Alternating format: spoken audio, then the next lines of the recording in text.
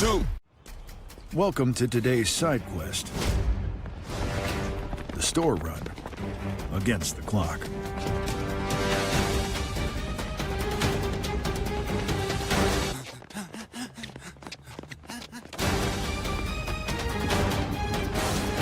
Just another day in the life of Mike.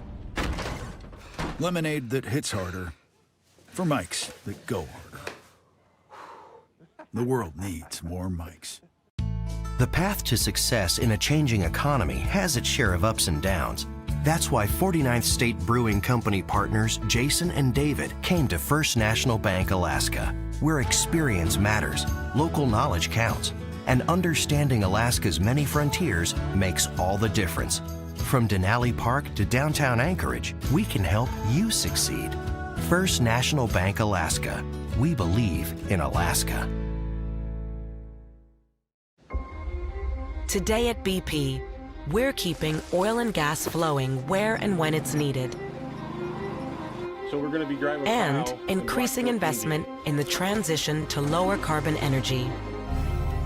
Right now, we're driving 46,000 steel beams into the ground for a new solar project that will drive lower carbon energy and support local jobs. Our team has recently expanded our production of renewable diesel, which is expanding its use across the West Coast. Our engineers just connected 12 new wells to an existing platform, connecting the country to more oil and gas at a critical time. We're running more wells on electricity, so we can run our operations with lower emissions. Just some of the ways we're turning our plans into action. And BP's wider transformation is underway. While today we're mostly in oil and gas, we've increased global investment into our lower carbon and other transition businesses from around 3% in 2019 to around 30% last year.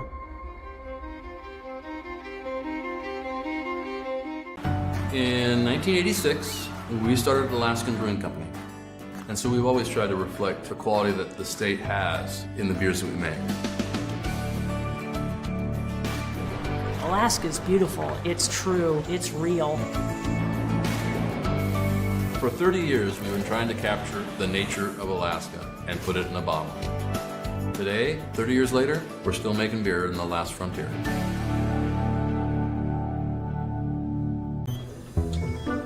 I think you're going to like your new nose, Miss Hastings. And cut. I'm Steve Martin.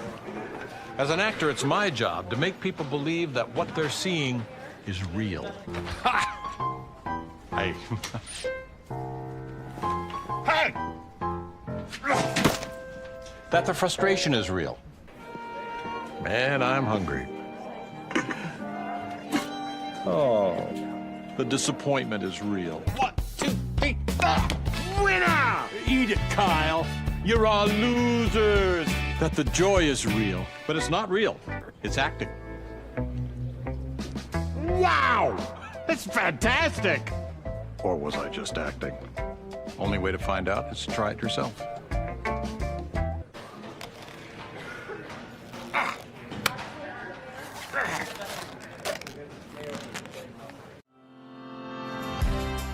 We are a family business serving Alaskans for over 60 years. Our founder is my dad, Herb Ekman, a German immigrant who started the business in 1963 with his good friend Otto. To this day, the business is dedicated to making products that are distinctive and of the highest quality.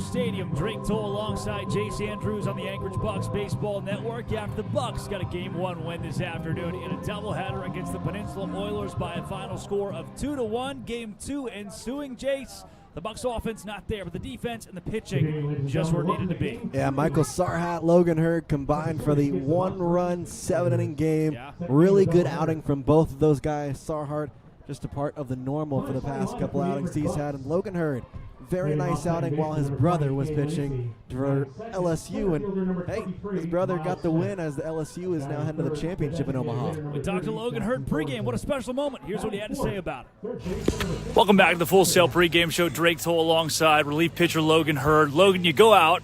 Your brother's on the mound in Omaha. Goes 3 scoreless. You go 2 scoreless. Get the save here. Did you know he was in the game pitching for LSU?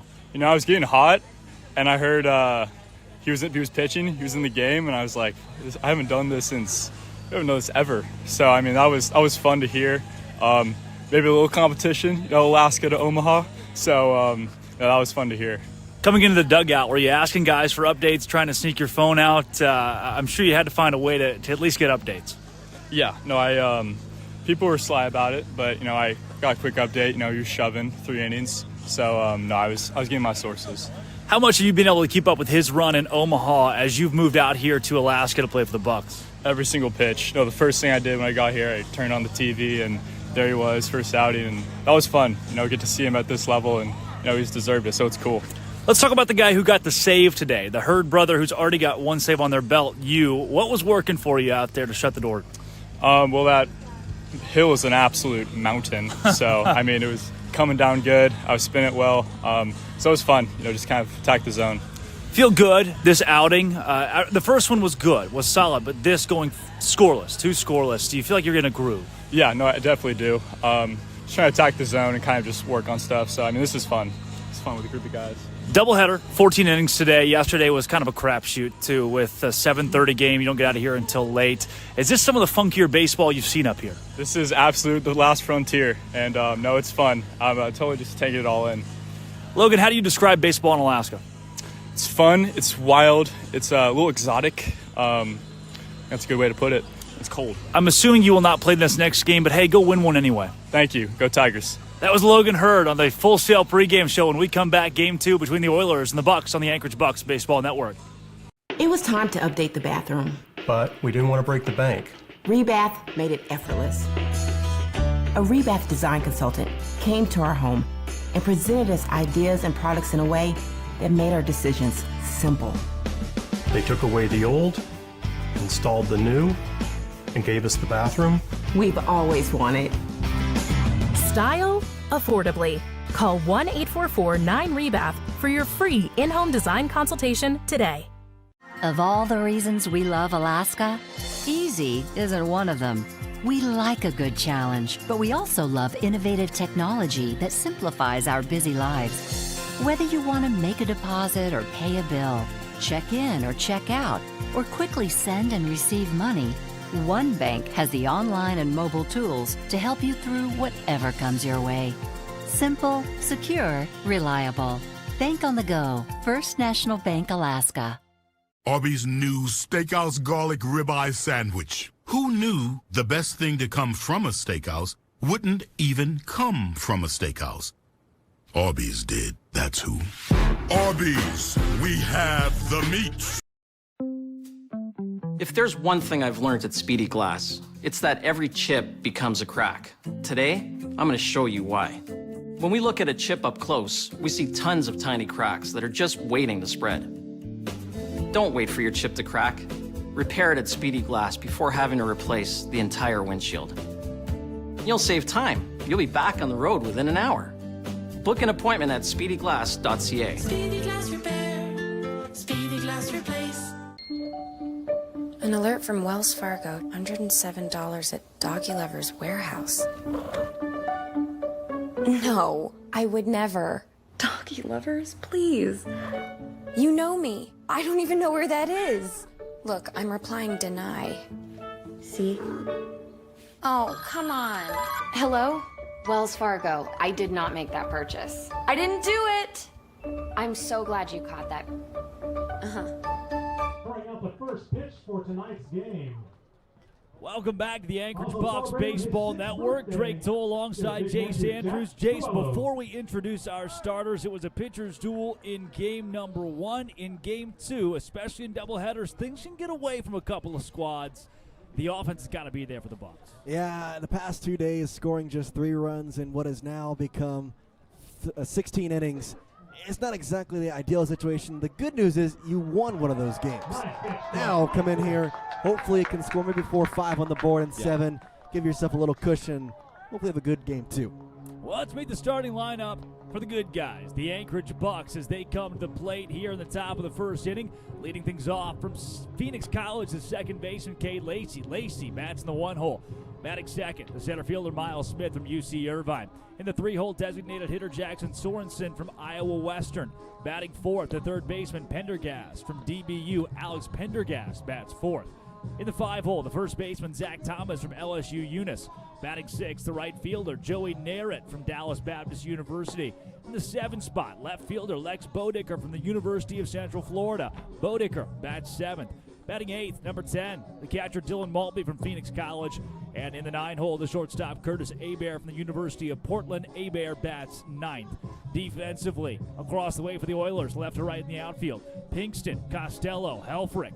Left to right across the infield, third to first, it's Thomas, McElpatrick, Ujimori, Grimm, and the battery, Chavez. Catching for Connor Kershaw. Jace Andrews, what do you know about old Connor Kershaw? Well, Connor Kershaw pitched at Loyola Marymount University, home of the Lions, this past year. Thus far in the ABL, he's pitched in 4 games, 2 of those starts. He's had 1 contest against the Bucs, which he received a loss. He's got 11.25 ERA over the whole season, 8 innings pitched, 5 strikeouts, 3 walks, 17 hits, and the earned runs sit at 10. The last outing was against the Bucs on June 16th, where it was a 7-6 loss for the Oilers, where he pitched 2 innings, giving up 4 earned runs on 6 hits, 1 strikeout, facing 12 batters, and the Bucs had a .455 on-base percentage against Mr. Kershaw. Lacey hoping to continue the hot streak the Bucs have had against Kershaw. Yes, you're telling me the Bucs have been good against Connor Kershaw. They have been. Let's play baseball in Alaska. Cade Lacey stands in the right-handed batter's box. Connor Kershaw, first pitch of game 2. It's in there for a strike. Fastball on the first pitch of the game to Lacey. .305 average for Lacey. I will say a bunch of the Bucs average is starting to kind of level around the 300, 350 area. Not a bad place to be. Lacey takes a ball low and outside from Phoenix College. You mentioned the .306 average. He's got 9 RBI this season. That's number 1 on the team. 11 hits in 36 at-bats, and has scored 11 runs through 14 games this year. Well, I'm pretty sure he had one of the hottest stretches anybody in the ABL had in a 2-game span, where he just absolutely lit the ball up with 2 homers. He was the Bucs Player of the Week last week. Tied for the league lead in home runs as well. 1-2. Hit sharply left side, foul by about 6 feet. Not a beautiful day for baseball. I don't think we have a beautiful day for baseball in It's been 5 years. days. Yeah. I was 16 years old the last time I saw it. Nothing but clouds here. Luckily, the rain is held off. 1-2 from Kershaw. Lacey pops it foul. Right side out of play. Lacey out of the lineup in the first game, but back here, batting leadoff where he was last night in the 9-inning game we played. He was the Player of the Week in the ABL. He was. The is a strong word, by the way. One of the I was players gonna say of one the of. week. Another 1-2 is low. I think the right wording in that is he was the Bucs Player of the Week, Yeah. according to the ABL. Lacey has drawn 8 walks this season to his 7 strikeouts. Has gotten the count at 2-2. Lacey, good piece of hitting. Center field, tracking over. Costello is going to drop in front of him. Helfrich picks it up from right. It's a bloop single for Cade Lacey to start the ball game. Good way to start. Only 3 hits in the contest yesterday. 5 hits in the 7-inning game just 40 minutes prior to this one. Start off the game with a leadoff single is pretty nice. 1 for 1 are the Bucs. Now Miles Smith to the dish, batting 182 on his young ABL season. Enters this game 2 for 11 this year. Kershaw working for the stretch for the first time tonight. Throws a ball in the dirt. Lacey holds up at first. It stayed in front of the catcher, Chavez. Smith had a .229 average this past year at UC Irvine, but that is not indicative of what he did, as he was an on-base machine, reaching at over .450 percentage-wise. Oh, jeez. Takes a fastball for a strike. 86 from Kershaw. So you're telling me he had a .450 OBP? He did. That's gross. Got an even count, 1-1 here. Lacey goes. Ball's high. Throw to second. That's in time. They got him. Beauty of a throw from Chavez. Lacey is gunned down for the first out at the top of the first. Base hit is erased. It's the second time the Bucs have been thrown out here in this past about 5 hours. Yeah.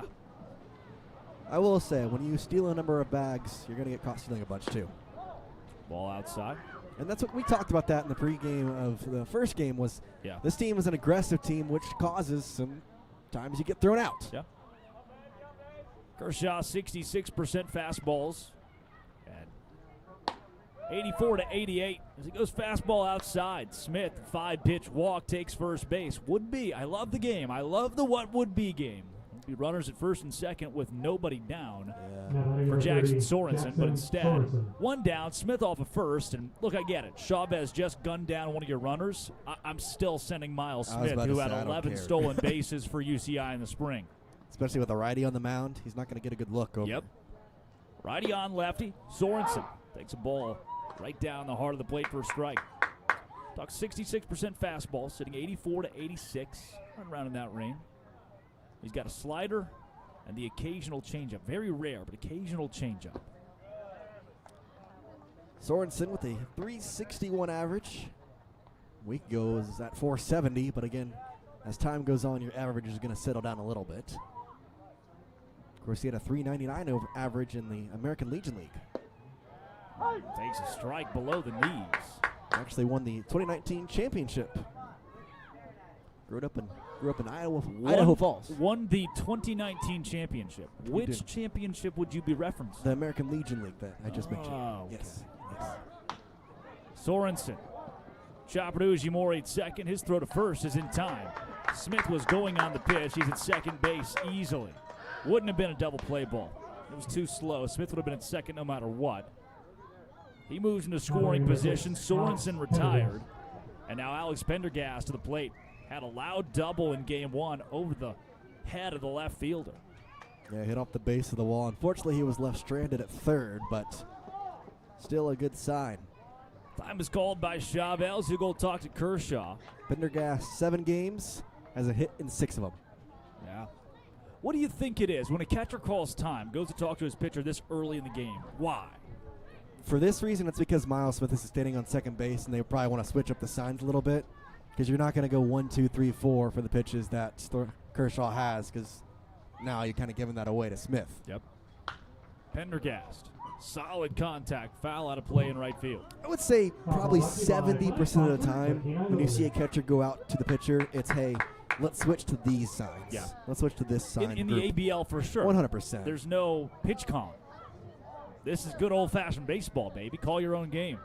Wood bats. 0-1. High to right field. Helfrich tracking over. He's going to be short of the ball by about 20 feet. It lands harmlessly in foul territory. Smith goes back to second, and it's an 0-2 count. I love how that was very obviously foul, but Smith just wanted to get a little jog, and he was halfway home. Dude was sprinting. Pendergast down 0-2.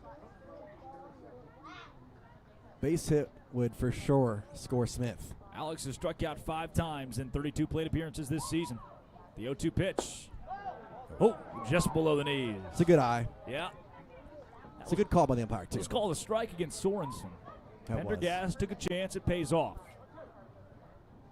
I wouldn't take a chance the second time. No, sir. 1 ball, 2 strikes. Kershaw checks off Smith at second. Fires low and outside. Pendergast, that .259 average, comes on 7 hits in his 27 at-bats. That's 4 RBI, trying to add to that total. Really, any hit here would do it outside of the infield. 2-2 with 2 down, runner on second base. Pendergast It is under the glove of the diving third baseman Thomas. McElpatrick's throw to first is in time. They got Pendergast, and Ken Hokup at third base can't believe it. Kenny Barton's confused. Ken Hokup's confused. I think Pendergast was there by a step. Well, it won't matter. They're going to call him out. At the bottom of the first we go. The Oilers bring up McElpatrick, Pinkston, and Grimm here on the Anchorage Bucs Baseball Network.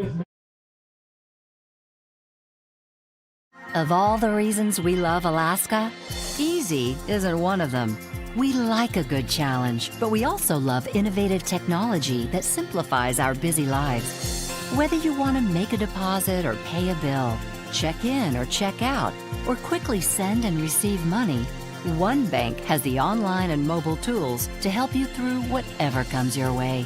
Simple, secure, reliable. Bank on the go. First National Bank, Alaska. Boar's Head has harnessed the power of fire to unlock an intense new flavor. An expertly charred, flame-grilled masterpiece to take your senses to new heights.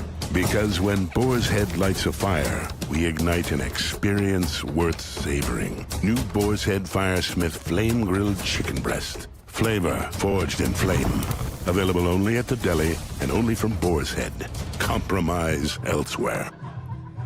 Back here from Coral Seymour Stadium, scoreless. After the top half of the first, let's meet the starters across the way. The Peninsula Oilers leading things off. The shortstop, Owen McElpatrick out of Northwestern. McElpatrick bats first.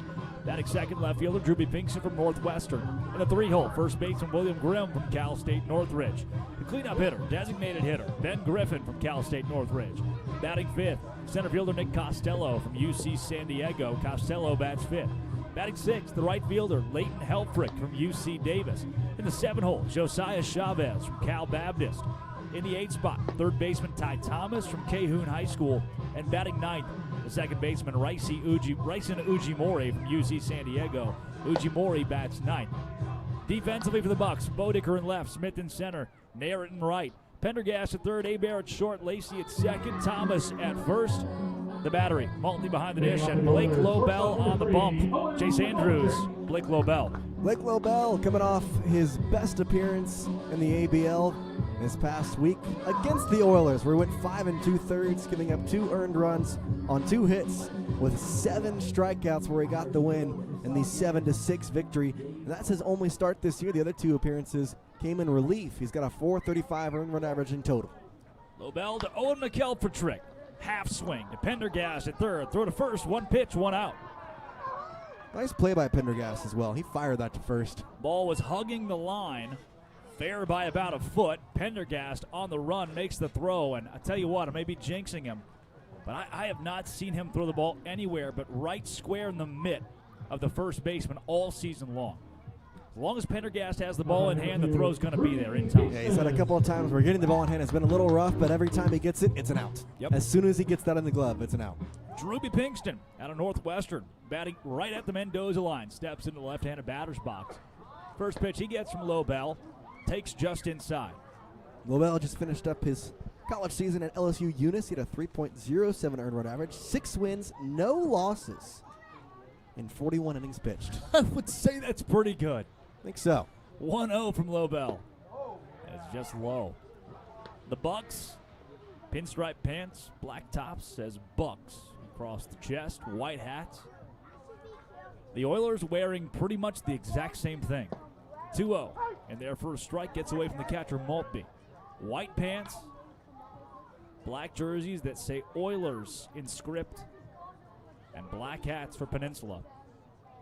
The jerseys donning the last name of each player as well. Custom jerseys here. You don't see a lot of that in the ABL. No, you don't.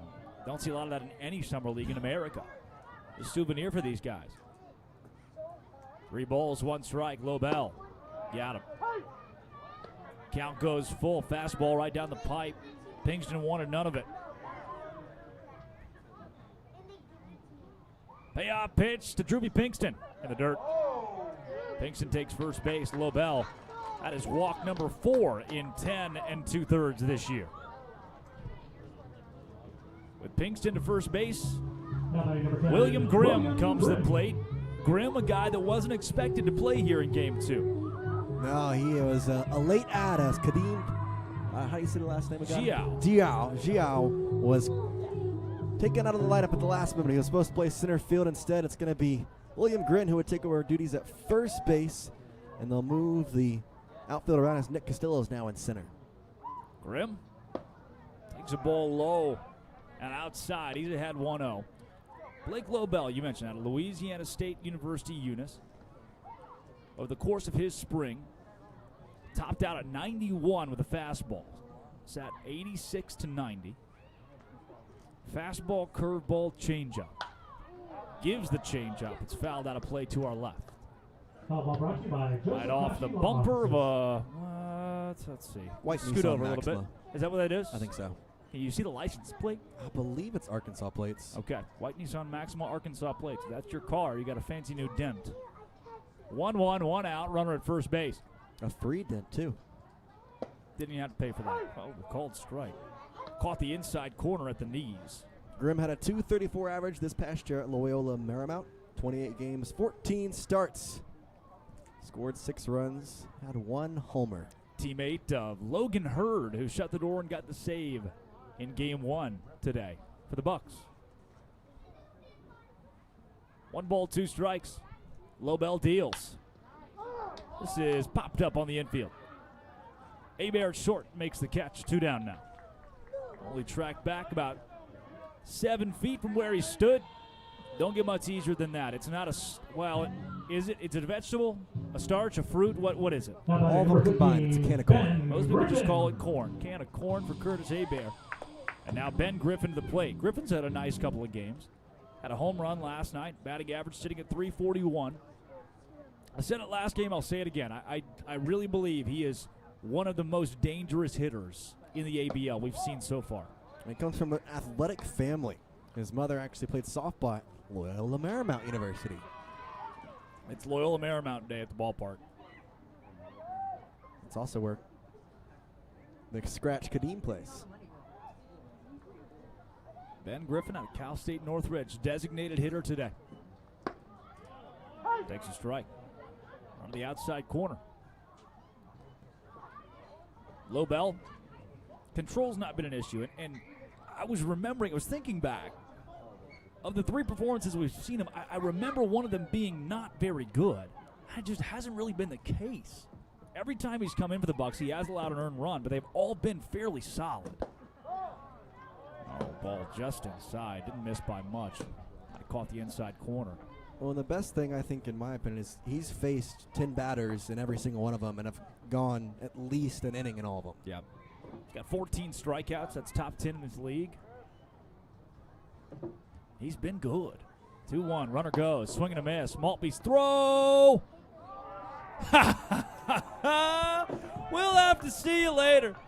Thanks for trying, Drewby Pinkston. I get it. It was fun. We just thought we could steal, and you can't. It's Dylan Maltby gunning him down, and that closes out the bottom of the first with nobody left on. Well, what do you say about a little 3 up, 3 down for the Anchorage Bucs in a scoreless ball game on the Anchorage Bucs Baseball Network?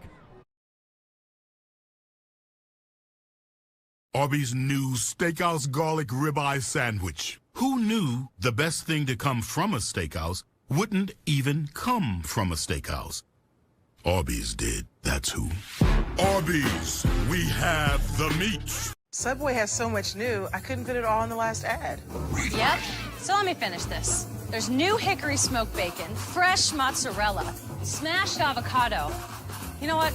There's a lot. But it all makes a better footlong. Can I get a word in? Sure. Take the tagline. Because you got to refresh to be fresh. It's the Eat Fresh Refresh at Subway, and they're refreshing everything from how they make it to how they bake it to how they bring it to you. This new Turkey Cali Fresh is incredible. Do you even eat bread? Steph, it's a commercial. Hey, Jake from State Farm. I want that personal price plan. So how's this for personal?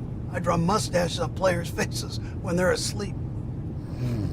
Coach Reed, you don't need to get that personal to get the State Farm personal price plan. It helps you create an affordable price just for you. Oh. Coach, it happened again. I'm gonna get to the bottom of this. Call or click to get a quote today. Like a good neighbor, State Farm is there.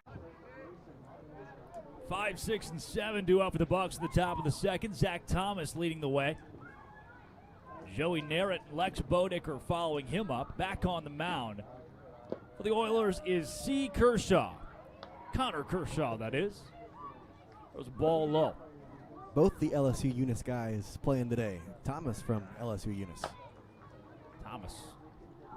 A light foul ball just about 10 feet to his left. I'll tell you, both guys had good years as well. As LaBelle mentioned his stats earlier, Thomas had a .367 average in 53 games played this past year. They were both on the list of Bucs to watch out for coming into the season, and they both delivered.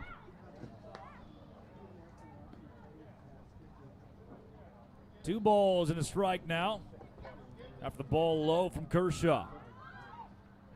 Thomas, solid contact up the middle. Second baseman Ujimori on the run, makes the throw, a stretch from the first baseman Grimm.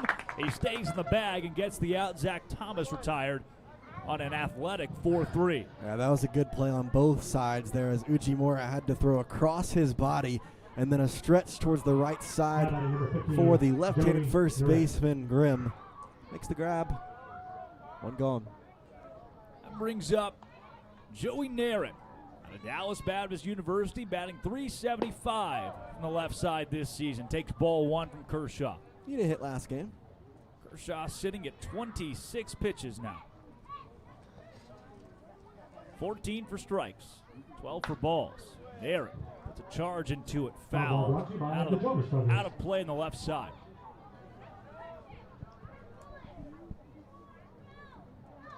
Count even at 1-1. Nobody on and one down. Scoreless game at the top of the second. Narrett almost wears it. 2-1. He was kind of sitting there like, all right, is he going to nick my leg or what's going to happen here? From Dallas Baptist, the Patriots out of Milwaukee, Wisconsin. 6 hits and 16 at-bats. 2-1. Takes outside. Lives at the bunkhouse, or the buckhouse, if you will, alongside Alex Pendergast, Mike Sarhat, guys living at the culinary school. Logan Hurd.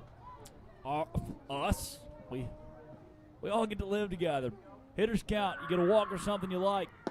How about a walk? Ball outside. Narrett takes first base with one down. Good piece of hit and get somebody on with one gone and bring up a guy who hopefully kind of is feeling himself out now after that double last night. Lex Bodicker 10 for 42 this year, .238 average, 3 RBI. That's 16 home runs at UCF in the spring. Bringing up Narrett in the buckhouse because overheard a conversation between him and Mike Sarhat. Alex Pendergast involved in it as well, where Mike said, DBU, huh? Where is DBU? And everybody just kind of paused silently for a second. And Mike quickly found out the issue with asking someone where Dallas Baptist University is. He caught himself. Yeah. I think you were there for that. It's funny because Alex chimed in as basically saying that's not the first time he has been asked that question before, which is funny. I mean, in some ways, I kind of understand it, but in other ways, Dallas Baptist University, it really can't get much easier than that. Yeah. I can see what part of Dallas, where in Dallas. Is it Arlington, maybe? 1-1, almost hits Bodicker. Count even at 2-2 after he fouled one out of play on the last pitch. It was a similar pitch to what Narrett took that almost hit him in the legs. Yep. Looks Narrett like stands off of first with one down in the top of the second. Bucs trying to strike first after a 2-1 win in the 7-inning game to start today. Narrett goes. Bodicker back up the middle. A chopper gets past the glove of the shortstop, McElpatrick, picked up by Ujimori at second. His throw to first is not in time. Bodicker safe at first with an infield single. Narrett to second, one in scoring position. And Dylan Maltby to the dish. I tell you, when you do a hit and run and hitting it up the middle, most of the time you can end up with 2 outs. That time, I didn't even get any as the speed from Bodicker. Yep. You wouldn't think it, but he is a speedy guy. 5 stolen bases thus far in his ABL season. Looked like 3 different Oilers had a chance to get a glove on it, Kershaw, the pitcher, included. Dylan Maltby to the plate. Maltby swings and throws the bat out of the ballpark. Need a little bit more pine tar there? Whoa. And when I say out of the ballpark, I'm 100% Literally mean it. It left the field of play. A fan goes and picks up Dylan Maltby's bat as he walks back to the dugout, all smiles in the Bucs dugout. And there you go. He's putting some pine tar on it. No worse feeling. There are few worse feelings in baseball. When you're a pitcher and you go to throw the baseball and the ball slips out of your hands and goes backwards, that's bad. That's not fun. When you're a batter and you throw the ball out of the ballpark and have to have a small fan bring it back to you. Small fan? I like that. It wasn't a large fan bringing it back to Maltby. That bat was bigger than the kid. No balls and a strike. Maltby takes in the dirt. Chavez blocks it up. Hey, what do I always say? You make a good play. What do you always say? Make a good play in the bottom half of the inning, you come up in the top half? Yes. Guess what? That Maltby kid's threw out coming the up. runner. He did. Not the kid. All right. The kid made a great catch of that bat over there. 1-1. In the dirt again. Chavez blocks it up again. Kershaw has not been susceptible to the walk issue thus far this year, as in 4 outings he's walked 3, and that all came in 1 outing. Yeah. Struggling with control early. Maltby swings over the top of a fastball. Count even at 2-2 now. He pumped that bat through the zone. Trying to rocket it. That was a full pull swing, too. He was trying to send it down the left field line. 2 balls, 2 strikes. Maltby back up the middle, double play ball. Ujimori steps on second, throws the first, and it pulls Grimm off the bag. There are runners on the corners now for the 9-hole Curtis Hebert, who's batting .378. Is that oversaturated? All right. Now batting number 2, Curtis Hebert. Near it to third. Bodeker sent to the dugout. Maltby on first. Curtis Hebert at the plate. Hebert, former Alaska baseball Gatorade Player of the Year. Chavez has to block it up again. Thank you. Maybe it is oversaturated a bit.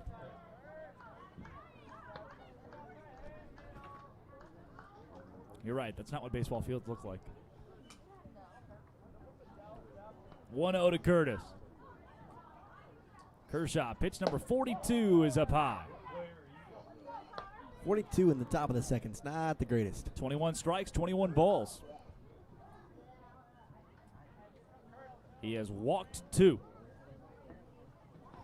It's 1 away from tying his total for the season. Hebert, liner, caught by Ujimori at second base. He had to step up just a half step.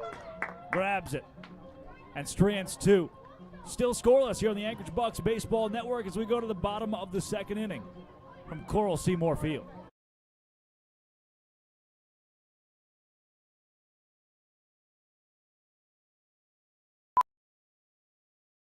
Keep on the sunny side, always on the sunny side. Come into Village Inn and see why the sun rises and sets with breakfast. It will help us every day, it will brighten all the way, if we keep on the sunny side of life. Because a good meal is about more than just how it tastes. It's about how it makes you feel. Keep on the sunny side, always on the sunny side. Keep on the sunny side of life. Village Inn. Qdoba's new Chicken Diablo nachos are made with hand-diced pico de gallo, which means they're as fresh as... They're also loaded with juicy adobo chicken, flame-grilled in-house, so they're as flavorful as... And they're topped off with fiery queso Diablo, so they're as spicy as... New Chicken Diablo nachos. Try them today, only at Qdoba. United by flavor. From Kenai, Alaska, Drake Toll alongside Jace Andrews on the Anchorage Bucs Baseball Network. Scoreless with 4, 5, and 6 due up for the Oilers. Ben Griffin steps to the plate for the second time today. He was in the middle of an at-bat when Ruby Pinkston got gunned down by Dylan Maltby in the bottom of the first. So Griffin getting his second look at Blake Lobel, who's back out on the mound for the good guys. What was it? Was it Cade Lacey who had 5 times he stepped up to the plate against a pitcher one time? Yeah. I think it was because Lacey kept trying to do a hit and run with Maltby, who was on the bags, make it Hocup, who was on the bags. And every time they did it, Hocup would go, and Lacey would swing and miss because the ball was in the dirt or whatever it was, and Hocup got thrown out. So Lacey saw one pitcher a billion times. Popped up, right field. It's Lacey who gets called off by the right fielder Nair, and he makes the catch. This team, they love hit and runs. This team loves hit and runs. Executing them, it depends on the day. Doing it, yes. Doing it and getting successfully. Exactly. That's where the question comes in. Costello, 437 average. Played at UC San Diego. Costello fouls a ball out. His cousin actually plays in the Detroit Tigers organization. Big athlete family. Dad played basketball at San Francisco State. His granddad played football at Fordham. A one's a ball. Fordham mascot would be the chess pieces. No, do you know it? They got some of them up here, typically known as ball sheep. Fordham Rams. 2-1 count. It's Costello. Costello is 7 for 16 this season, 437 average, a home run, 4 RBI. He's ahead, 3-1. Got a hitter's count. Lobel at 19 pitches, 10 strikes, 9 balls. That's not bad. No, that's pretty good for about here. Yeah. You're in the top of the third, bottom of the second, rather. 3-1. Oh, my. Taken for a ride to right field. It is off the wall. Great piece of hitting from Costello. He's got a stand-up double. Chalk that up to the Marine layer. That ball was hot off the bat of Costello. And in every league that doesn't have this kind of weather, that might get it. Yeah, that's ripped, especially at 7:12 p.m. 7:12 o'clock, baby. 7:12 o'clock. Been here for a while at the old ballpark. Nice little one-hopper to the wall. I will say, good job by Narrett to get the ball in as quickly as possible, make sure that there was no shot at a triple. Yep. Leighton Helfrich up now. Helfrich is 0 for 4 this year. 2 strikeouts, batting 0 in his young ABL campaign. But the teams across the league, runner goes. Maltby, throw to third. Not in time. I don't know if Lobel ever checked off second base to get Costello. His jump was way out there. Yeah, he was halfway to second base when the pitch was coming to the plate. He's now 90 feet away. Well, that escalated quickly. The 1-0. Foul ball. Foul ball brought to you by the Smith Brothers. 236 average for Helfrich this past year in college. UC Davis product. 36 games, 27 starts, 10 runs. Almost nicked him. Yeah, takes the ball inside. 2 homers. At UC Davis? Yep, 2. Bucs are looking for a sweep today over the Peninsula Oilers. Well, here's the good part. Yes. You win both of these today, you sweep today, you are 1 win away from getting towards that 3-game mark that we set at the beginning of the series of what you would like to be at. That's what matters. And you can do that in 1 day. 3-1 to right field, a blue base hit over the head of Curtis Hebert. First run of the game comes across. Costello scores on a single from Logan Helfrich. That's his first base hit, first RBI of the season. Number 14, Jose Chavez.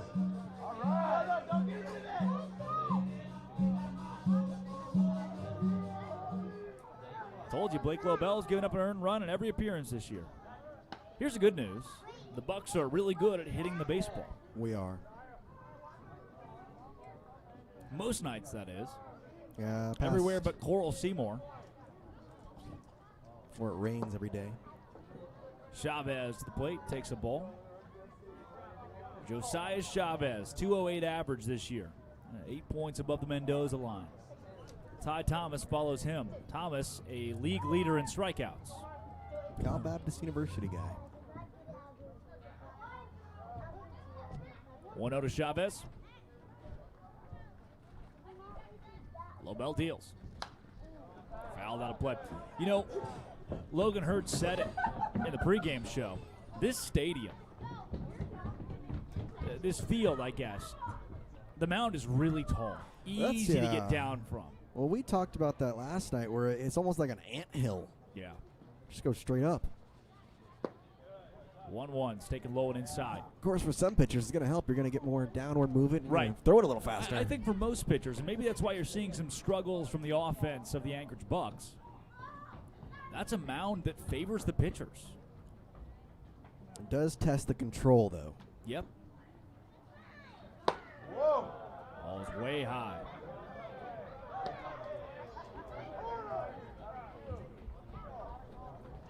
Another 3-1. Lobel. 16 balls, 13 strikes. 26 total pitches. Another 3-1. Chavez, the All-Pacific View League MVP in 2021.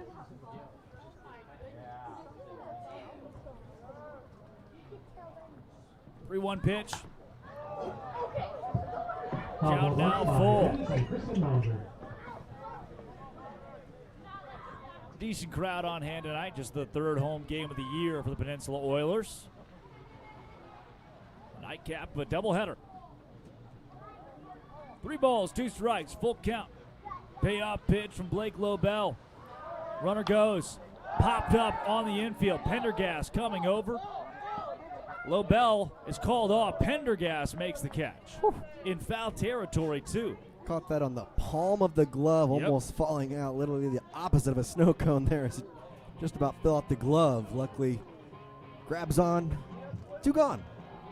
Lobel, 3-1, works his way back with a couple of strikes. Now Ty Thomas to the plate. And the Anchorage Bucs have been Ty Thomas's kryptonite at Akehu High School. 30 at-bats, just 2 hits this year, 15 strikeouts. I believe 7 or 8 of those have come from the Bucs. He's got Helfrich off of first base. Takes a ball low and outside.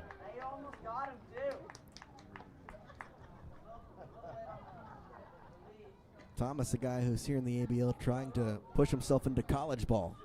Still uncommitted as to where he will play in the upcoming season in 2024. The 1-0. This is popped up. Dangerous territory, but easily underneath. It's Cade Lacey at second base. That's straight to man at first, but not before the Peninsula Oilers have put up the first run of the game. They lead it 1-0 through 2 here on the Anchorage Bucs Baseball Network.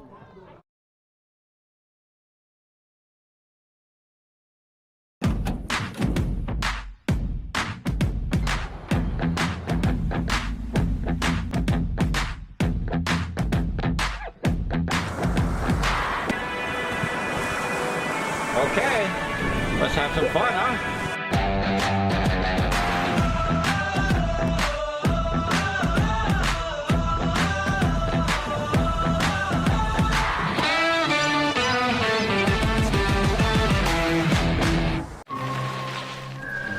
Check it out. Imagine how much Mountain Dew is in there.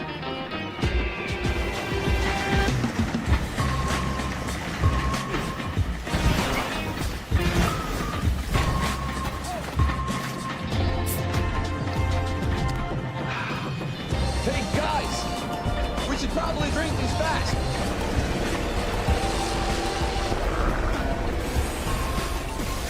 Do the do.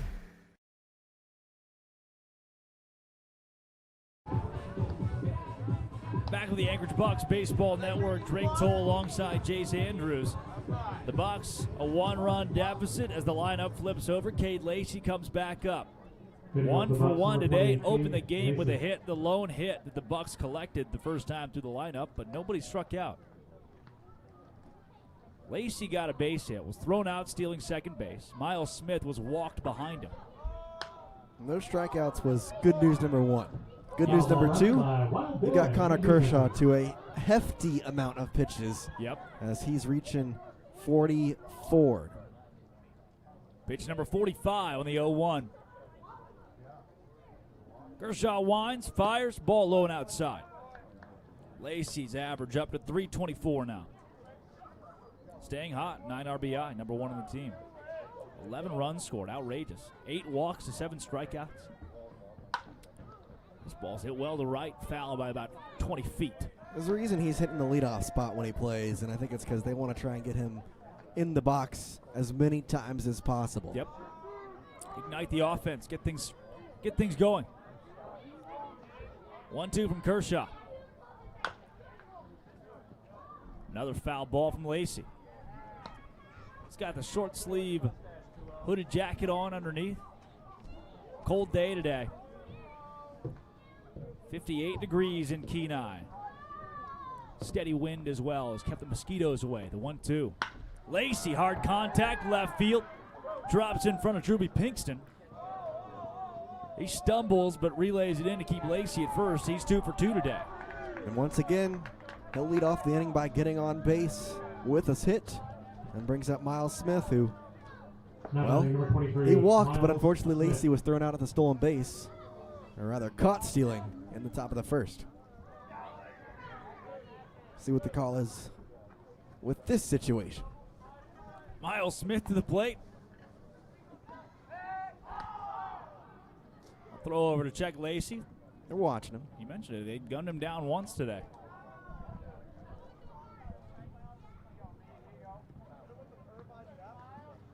Smith takes a ball in the dirt, tells Lacey to stay put at first base. Batting 182. Another guy we mentioned, there are a couple of them. It's not the vast majority of the Bucs, but a few of them trying to get into a groove, especially the new guys. This roster actually won't be complete. There's a new guy coming in the 23rd and another coming in the 26th. 23rd's tomorrow. There you got another one coming tomorrow. Tomorrow, yeah. So we won't see him for a good few days. I doubt he'll come to Kenai. No, I don't know. Probably not. 2-0. That's low. Called a strike.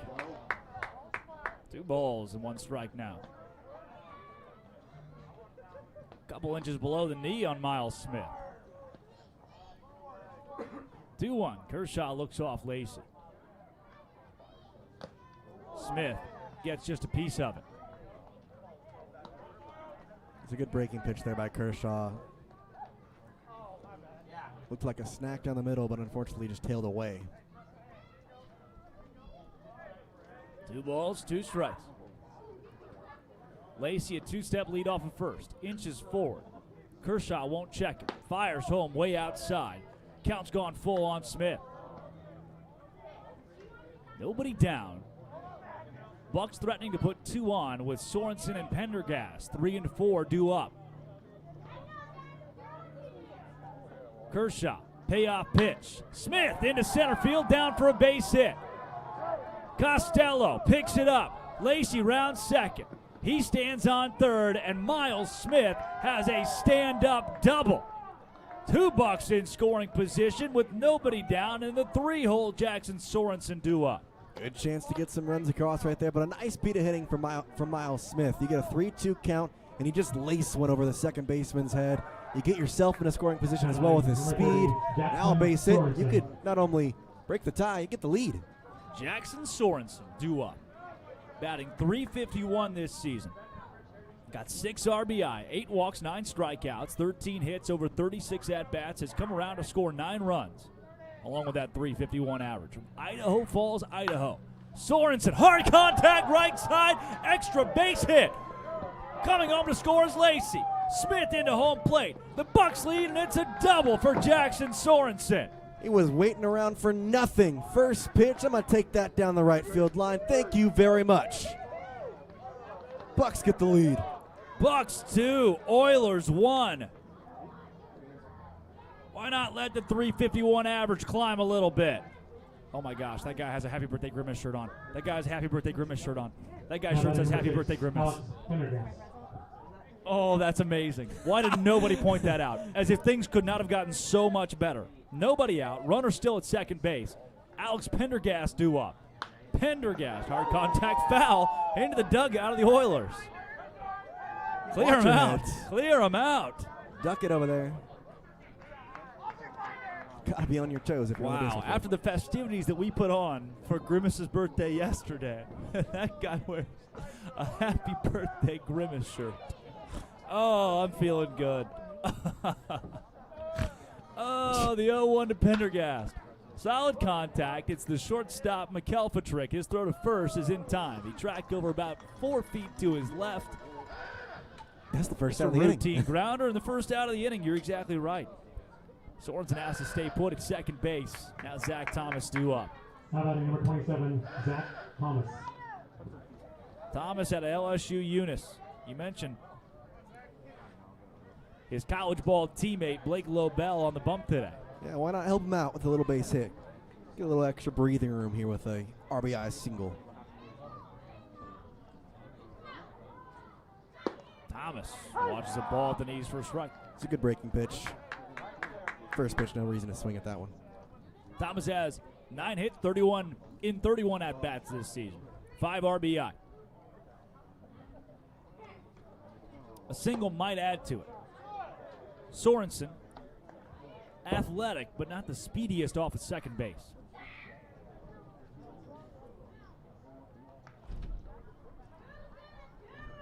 One ball, one strike, one down. Runner off a second is Jackson Sorensen. Thomas, hard contact up the middle, over the head of Ujimori, who just kicked it up. Picks it up, throws it first in time. Zach Thomas retired. That ball kicked off the pitcher Kershaw, kicked off of Ujimori, and landed in his glove.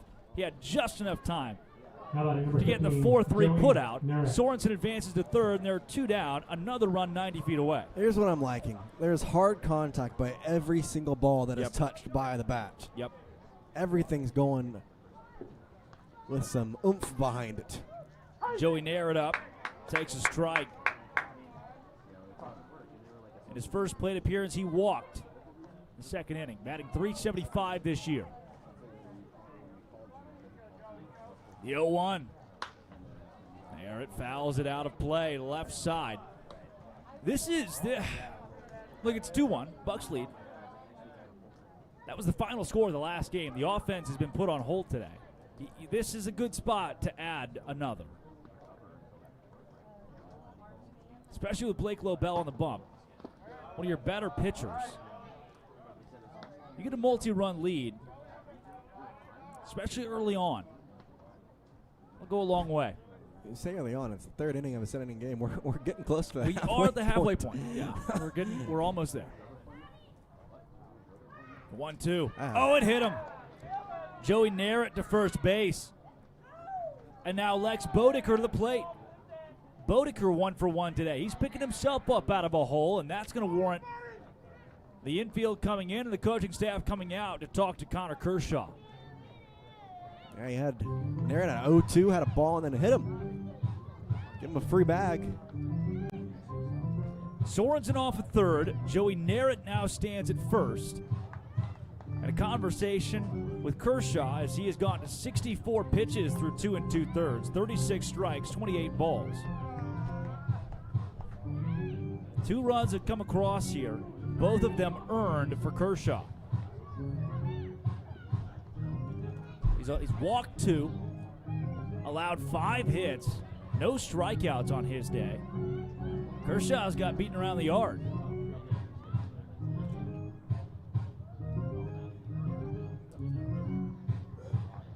Marcus King says black and gold, baby. I vibe with that, Marcus. I vibe with that. Lex Bodeker to the plate. Hey, he likes black and gold too, for multiple reasons. Yeah, University of Central Florida product, UCF, a valued member of the Big 12. He's got runners on the corners here. Takes a fastball, inside corner for a strike. Lex has 2 hits in his last 2 games, 1 for 1 today. Batting .256. The 0-1, way high.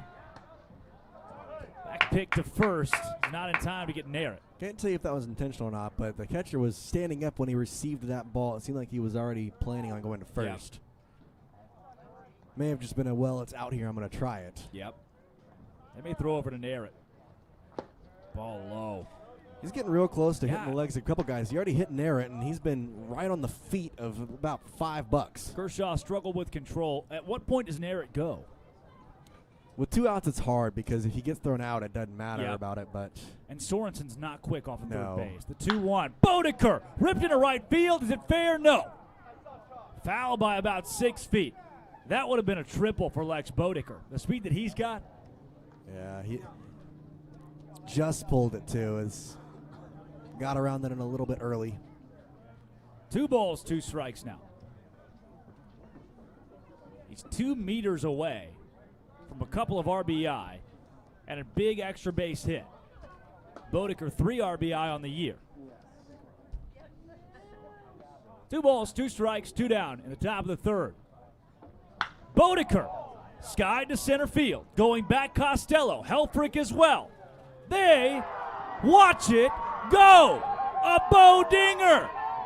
Clear him off. 3-run bomb. The Bucs have blown it wide open. 5-1 off the bat of the UCF Knight, Lex Bodeker. 16 in the spring, number 1 in the summer. We've been waiting for this moment, and here it is. Lex Bodeker sends 1 yard and gives the Bucs a 5-1 lead.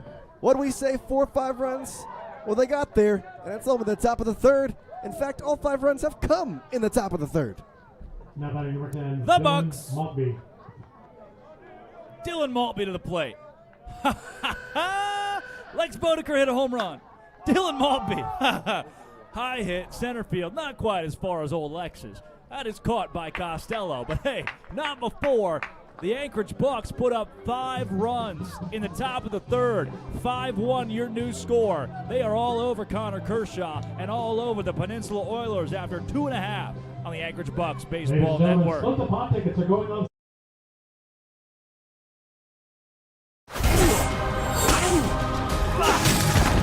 Stay away from my wife. Hi, I'm Ben Stiller. My job as an actor is making you believe what you're seeing is real. Louise, will you? The pain is real. That the cold is real. Don't say that about yourself. I know. I know. But friendship is real. The real is real. But it's not real, it's just acting. Wow, that's like really good. Or was I just acting? Only way to know is to try it for yourself. This is really, really ridiculously good tasting. Well, if you are just joining us, Lex Bodeker, Drake Toll alongside Jace Andrews, 3-run home run to blow this thing open. The Bucs have now put together 6 hits in this game against Connor Kershaw, and Blake Lobel comes back out with some insurance. I tell you, the Bucs are America's team, and that was America's home run right there off the bat of Captain America. It just Lex felt Bodeker. right. It just felt right. 6-tool player. The 6th tool being the United States of America. Due up. Leading up the Oilers. Ujimori. Number 27, Bryson 9-1-2. Bryson Ujimori out of Hawaii. Lefty stands in to face Blake Lobel, who, big deep breath. Got a 4-run lead now. These are the Bucs we know and love. Yeah, this is. Oh no, the Bucs are down by 1 early. What's going to happen? And the offense just offenses. Just gotta let that offense. Here's the best part: is Lobel comes out here, and he had just given up the lead. His boys pick him right back up. Yeah, well, we'll give you 5. Yep. 2-0. Inside. Oh, okay. Whoa. I get it, Blake. We got a little lead here, but. Does it for the reps. Called strike. think the Bucs are the king of the 2-out rally. They have to have a gazillion 2-out RBI. Yep. Hey, from 3-0 to a 3-2. So, Gavin, the announcers for the Anchorage team were very impressed with your shirt. Payoff pitch. Foul. I swear, if I just grab the whole They have let They let him know. they let the guy in the Happy Birthday Grimace shirt know that we enjoyed his shirt. And did we ever? Another payoff from Lobel. Did he go? No, he didn't. Ball is high, and that is walk number 2 for Blake Lobel. Ujimori to first. The lineup flips around. Owen McElpatrick to the plate.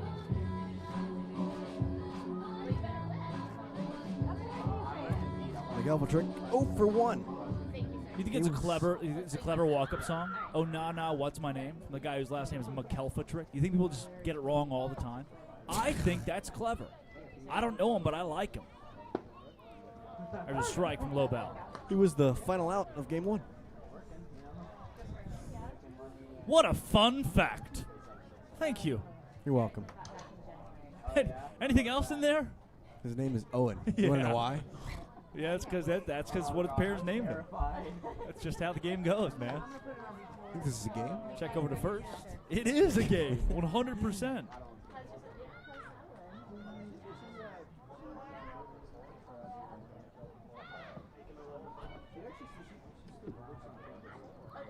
Oh, 1. 0-2. It's almost like it's Owen, too. Wow. Whatever we're paying you, cut it by 100%. Maybe more. This wouldn't be the first internship where someone has to pay to work. The 0-2. Oh, hard contact. Left side. Should be extra bases. Bodecker comes over, relays it in from left. Cut off by Abear. Runners at second and third now after a double from McElpatrick. Not the way you want it. You get 5 runs in the top half here of the inning. You go to the bottom and really want to shut down inning. And now you got runners on with nobody out.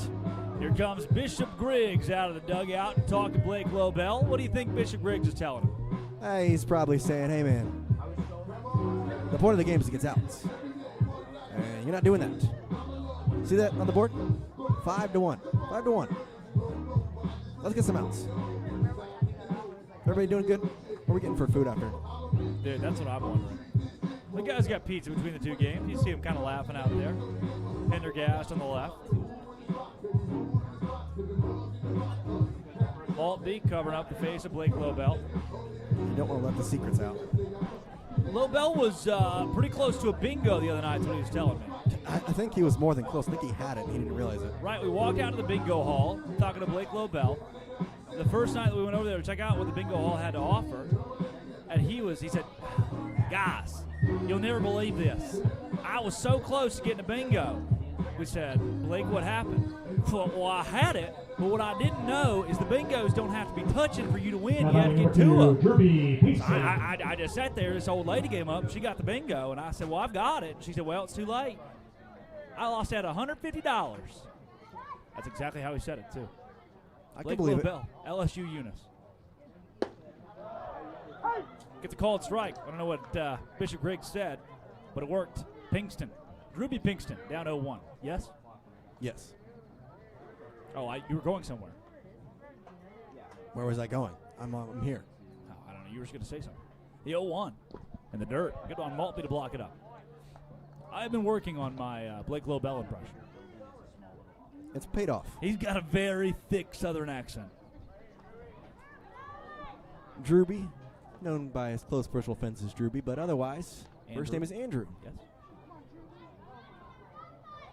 You got all the fun facts today, man. Maltby keeps it in front of him again. It's my job. True. True. No lights at Coral Seymour Field. Why need lights? Yeah, you don't really. Good breaking ball from Lobel. Pinkston lays off. We are dangerously close to seeing the sun for the first time in weeks off in right field. I think I may melt. It's taunting us. I haven't seen it in so long. 3-1 with the infield in. Lobel dials home a strike. Lifted in the air to right field. Caught by Narrett. And coming home to score is Ujimori on the tag up, but there are 2 down now. Make it 1 down. After Sack the fly. Yeah. Hop out to Now batting fly number out to 10, Narrett. William Grimm. So runner at second. 1 down. Oilers get 1 back. 5-2 your new score. William Grimm, 0 for 1 on the day. Grimm out of Cal State Northridge. No. Takes the ball inside. McElpatrick threatened to go off a second. I don't know if he's happy or like if he's angry. Grimm batting .240 this year. What do I know? You said No, you know. no, nothing. Okay. Scratch it from the record? Yeah. Strike from Blake Lobel. Lobel is only, I say only, it's not a great mark to be at. 49 pitches, though. It feels like he's thrown more because he's been in a couple of tough spots here. We talked pregame, too, about how these doubleheaders, game 2, can sometimes get away from you, can become high-scoring contests. Well, it's hard. Your bullpen is somewhat depleted. The 1-1. Of course, not in the case of these two, as there was only 2 pitchers used combined for both teams. Is 2 for the Bucs, 2 for the Oilers in game 1. True. Bucs will likely go with Sky Wells tomorrow. One of the league leaders in strikeouts. 2-1 inside. On the team that leads the league in strikeouts. Yep. 3 balls and a strike. Lobel trying to work back here. Hitters count to Will Grimm, the 3-hole batter for the Peninsula Oilers.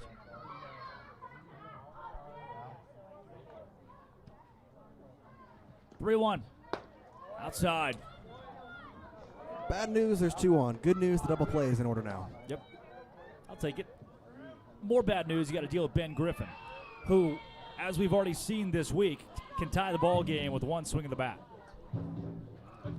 Griffin 0 for 1 today, batting .333. And here comes Ken Hocuff. Makes a speedy trot out to the mound. I think they're asking Lobel about his arm. Yep. He's not feeling good. He's not feeling good. You can see he's shaking off his right arm. He's pointed to a couple different areas, kind of moving his hand up and down his arm. They might call out the trainer for the Oilers. That's what they'll do. Lobel's got some discomfort, and that's likely going to mean the day for him. Yeah, they've got a Buck woman in the bullpen. I can't tell who it is, but he's pointing it. It's his right arm. And he's motioning up and down around the elbow area. Right at the upper forearm, elbow, somewhere in there.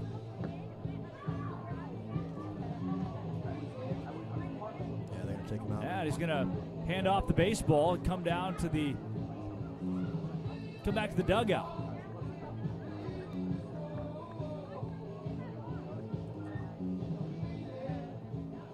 Gives out his high fives to his guys. The dugout definitely wants to, from here, and now it's not really the elbow.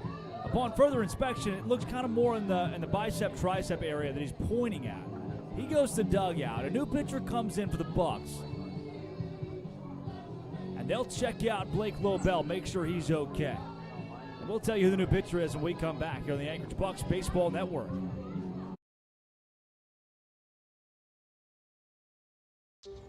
Feels like just yesterday she was in a car seat. Now she's gonna be in the driver's seat. I guess there's a first time for everything. Today is all about the basics. Gotta have unbeatable focus. Kind of like the unbeatable mileage I get from Chevron with Techron. He knows it helps keep my engine clean, and she knows how to pay with the Chevron app. Everyone's learning today. Alright, next stop, the parking lot. The, empty parking lot. Unbeatable mileage for you and your car. This is Lulu and Lobo. Ah, it's back! The woo-woo monster! No! No! No! No! I can't take this! We need a new place! With as low as 3% down on a fixed-rate mortgage, your new home is within reach. All clear. I went home. Deep breath, deep breath, deep breath. Talk to a home mortgage consultant or apply online. This is your way home. This is Wells Fargo. Including Back on the Anchorage Bucs Baseball Network in a moment that certainly makes the Bucs pause as Blake Lobel comes out of the game with arm discomfort. With runners at first and second base and a new pitcher, David Lajovic, comes in. What do you know about David Lajovic, partner? Well, let me just pull up his stats, why don't I? Yeah, out of Brea, California, 6'3" freshman from Long Beach State, 200 pounds. 1.22 earned run average, 3 appearances, 7 and a third innings pitched, 5 strikeouts, 7 walks. He has given up 5 hits and only 1 earned run in the 3 appearances. Looking here with a runner on first and second. It's going to be a challenge here for Lajovic to hopefully try and get out of this jam. Told you, at Long Beach State.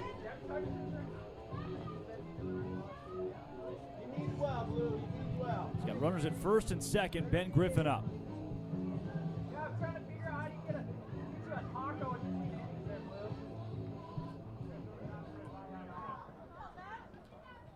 Tough moment as Blake Lobel exited the game before he would have wanted to.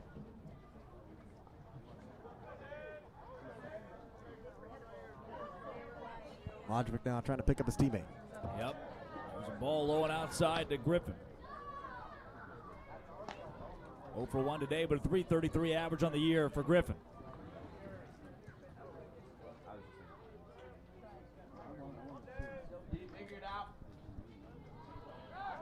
1-0, broken bat up the middle. It's gloved by Lacey at second. The ball dropped, though, so he'll have to throw to first. He'll get Griffin. It works as good as a bunt. Moves 2 in scoring position as Lacey made a gem of a play off the broken bat of Ben Griffin.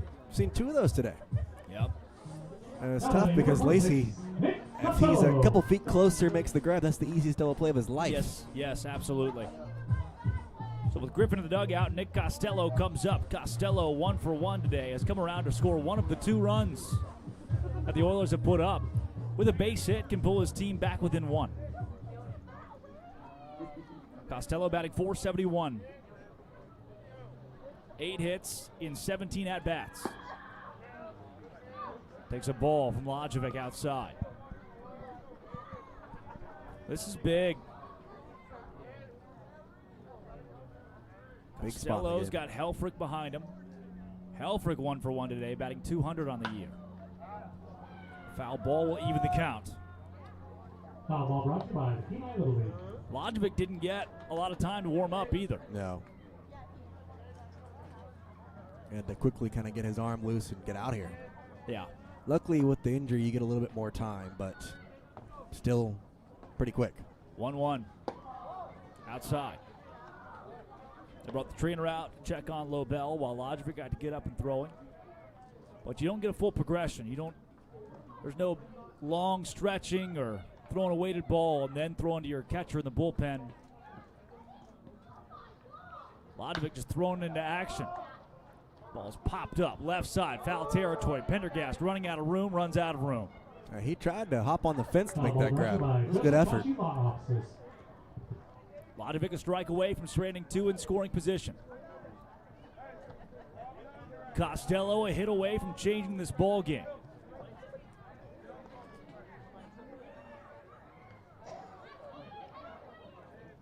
Righty Toes the rubber. 2 balls, 2 strikes, 2 in scoring position with 2 down. Lodovic's pitch. Low in the dirt. Gets away from Maltby. Maltby throw back down to third. The tag! Yes, sir! Leave one stranded at second base. Maltby guns down Owen McElpatrick, and the Bucs get themselves out of a jam in the bottom of the third. 5-2 your score as we go to the top of the 4th inning on the Anchorage Bucs Baseball Network.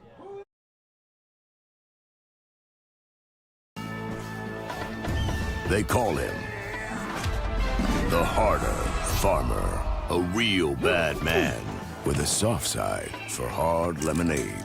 He's got a nose for lemons and for trouble. This time he's back with half tea, half lemonade, and 100%. Oh, wow. Oh, wow. Get your hands on some today before the harder farmer gets his hands on you. When Subway opened, they changed the fast food game. But sometimes you gotta refresh to be fresh. Welcome to the Eat Fresh Refresh, where there's so much new, some say it can't fit in one ad. I say, we're talking a new All-American Club, deli-style oven-roasted turkey, and... Oh, that's the new steak and cheese. Oh, yeah, I knew that. That's the one with the new seasoning. And that was the new MVP Parmesan vinaigrette. Right, which makes a next-level foot... Hold up, the Subway logo? Wait, I'm out of...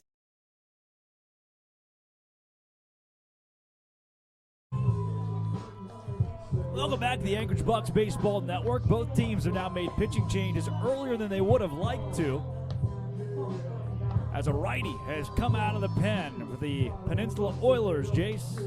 Aiden Gonzalez, the freshman out of the University of San Diego, standing at 5'9", 185 pounds, making his 5th appearance in the ABL as a 2.38 earned run average with an 0-1 record and 11.1 innings pitched, 9 strikeouts, 6 walks, 4 hits, and has given up 3 runs. All of those runs came in the first outing for him back on June 9th against the Miners. This is the first time he's seeing the Bucs. Here's a trivia question. Aiden Gonzalez has a college ball teammate who plays for the Anchorage Bucs. Do you know who? Ben Har. Yes. I know my stuff. We're good. We're good.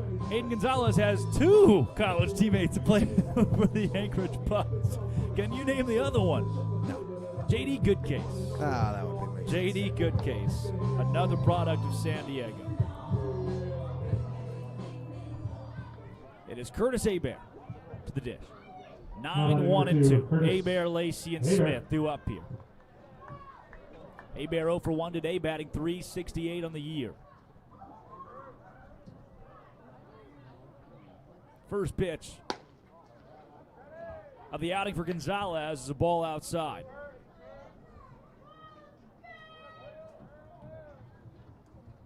One-0.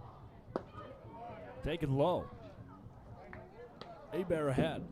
I mentioned 6 walks and 11 1/3 in Alaska for Gonzalez.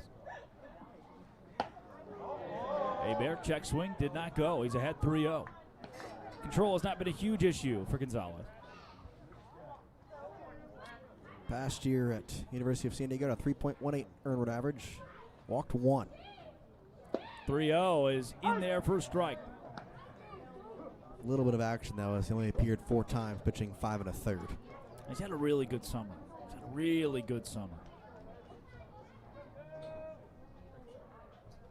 3-1, low and outside. 5-pitch walk. Hebert to first base, the top of the lineup up. Lacey is 2 for 2 today. Smith behind him is 1 for 1. Sorensen behind him is 1 for 2. Here's the Meteor lineup. This is the Bucs we know that we haven't seen in the past 48 hours or so. Half because of rain. Lacey watches the ball low and outside. Gonzalez had 1 notably bad outing during his time in the ABL. That was against the Miners on June 9th, where he went 4 1/3, had 3 earned runs, 3 hits, 4 walks. Since then, in the 7 innings he's pitched since then, he's not allowed a single run and only 1 hit. While striking out 7. Yep. and walking 2. Ball low. Can't find the zone here early, though. No. This is the first time both these teams sitting around the 15-game mark in ABL play. The first time that Gonzalez has gotten to pitch at Coral Seymour Stadium, his home ballpark. Yeah. The entire roster for both squads, pitching staff, I guess, getting used to this mound for the first time. It's 2-0. Upstairs. 3 balls and no strikes to Cade Lacey. Red light. Yes.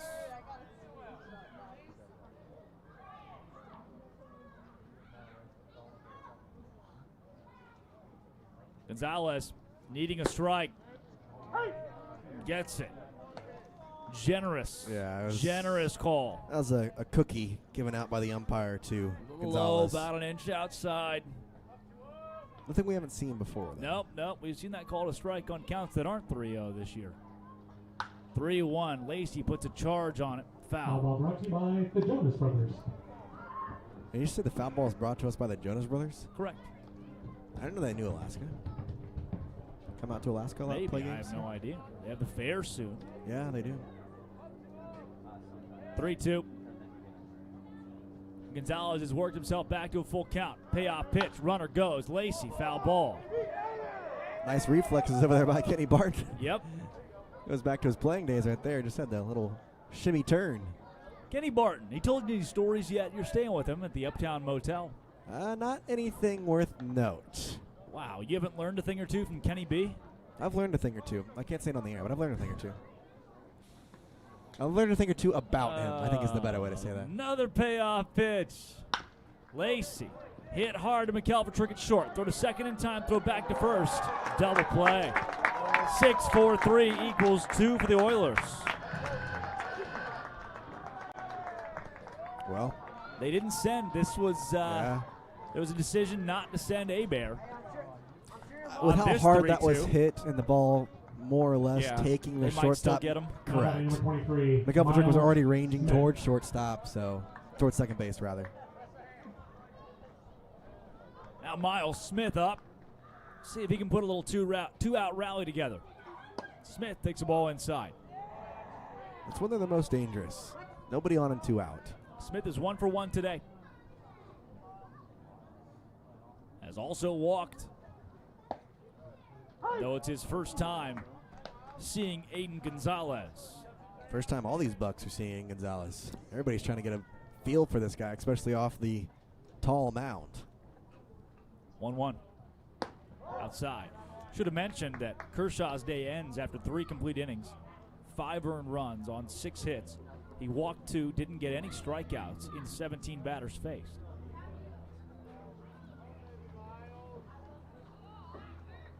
Two-one. Smith. Hard hit right field, down in front of Helfrich. Steps on first. He's 2 for 2 today. Has reached base safely all 3 times to the plate. Went on a little 2 for 2 for Miles Smith to start off the second game. Now it's Jackson Sorensen. Sorensen 1 for 2 today. Came into the game batting .361. Average has climbed to .368. It was a 2 RBI double that Sorensen hit just last inning. Yeah. Takes a hard fastball low and inside. It was the first pitch that he saw, and the infield was in. Infield was in. He was able to get it down the right field line, to sneak it past the first baseman Grimm, and 2 runs came home. One of those, Miles Smith, who's at first. 1-0. Sorensen, hard hit right side, and gloved by the second baseman Ujimori, who throws it past Grimm at first. Sorensen goes to second. Ujimori is hurt. He's grabbing his ankle. Ujimori knew he didn't have a lot of time, so he gloved it, tried to throw it on the run, and when he planted, his ankle didn't go right. I'll bring the trainers out to check on him. Runners at second and third now as Sorensen was able to advance and put 2 in scoring position for the Bucs. Yeah, you can tell. It was a gem for Sorensen to even get there, to even get a glove on the ball. Yeah, it was Ujimori. I mean, he was very much in an awkward position to throw that ball. Had to put all his weight on that front foot as he was going towards the ball and throw off it, which is a lot because you've been around baseball. You want to throw off the back foot as much as possible to get the oomph on it. Right there, had to throw off his front foot, and you could just see it kind of cram into the ground. So they'll bring out the entire coaching staff as well as the team trainer to check on Ujimori in right. That's where he is, shallow right field. And he's walking off on his own power. Has taken off the left shoe. And looks like he rolled the ankle. Yeah. Brett Groupie, who started the first game, going to come back out. He'll play second base and be the replacement for Ujimori at second. Kenny Barton takes his spot back as the first base coach. You mentioned Groupie comes back. I tell you, the entire ABL season, we've seen, what now, 12 games? Okay. The Bucs are 7-7. So 14 games. Yes. And this game is the first time I think we've seen 2 injured players have to leave the game, and it's been 2. Yeah. Last night it was Rebrook. Rebrook came out of the game with a possible finger injury as they're going to give Gonzalez a couple of warm-up pitches as Pendergast comes to the plate. Still no call on Rebrook. No. Holworth a little banged up as well. Summer ball can certainly be a gruel. Pendergast 0 for 2 today, batting .241 in the ABL. High pop right side, tracking foul, lands in the bullpen of the Peninsula Oilers. Foul ball brought to you by Tom Dillard.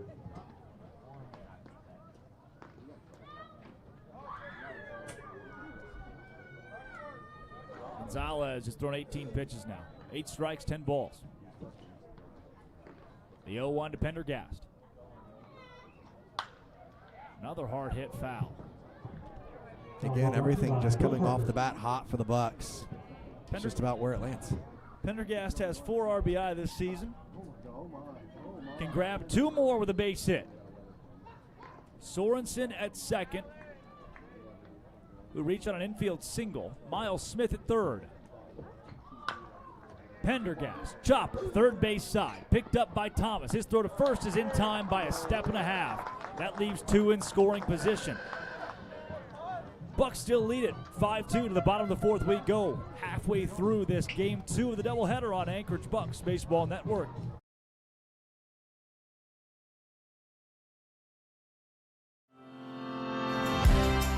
We are a family business serving Alaskans for over 60 years.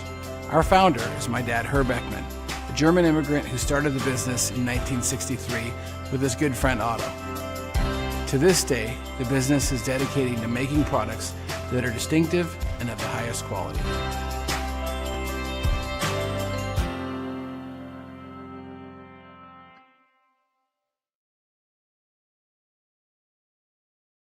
When Arby's added bacon to the Wagyu Steakhouse burger, it was like, not bad. Then Arby's grabbed that peppercorn ranch and has never felt more alive. Arby's, we have the meat. In 1986, we started Alaskan Brewing Company. And so we've always tried to reflect the quality that the state has in the beers that we make. Alaska's beautiful. It's true. It's real. For 30 years, we've been trying to capture the nature of Alaska and put it in a bottle. Today, 30 years later, we're still making beer in the last frontier.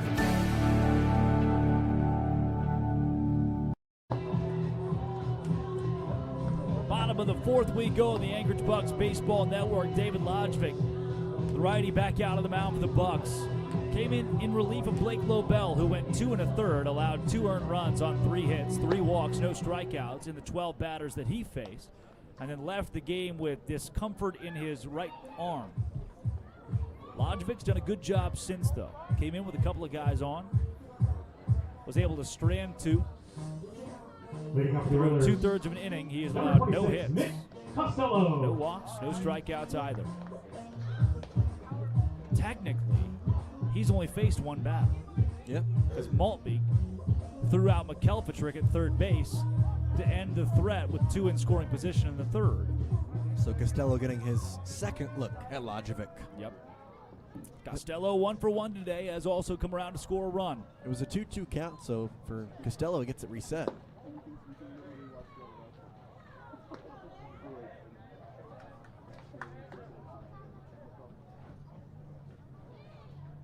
One 0. Right down the heart of the plate for a strike. Lajovic works quick, which is a sign of knowing what you got. Balls fly to left field. Boedicker makes the catch. 3 pitches, 1 out. And that's where the momentum of the pitcher can kind of come in, because if you're feeling good, you know your stuff, and you kind of have the control down today, you're going to work as fast as possible to just try and keep pounding the ball. Lajovic's had 2 really good outings. In a win against the Oilers and a win against the Miners. That Oilers game on June 11th, Miners game June 17th. He played against the Miners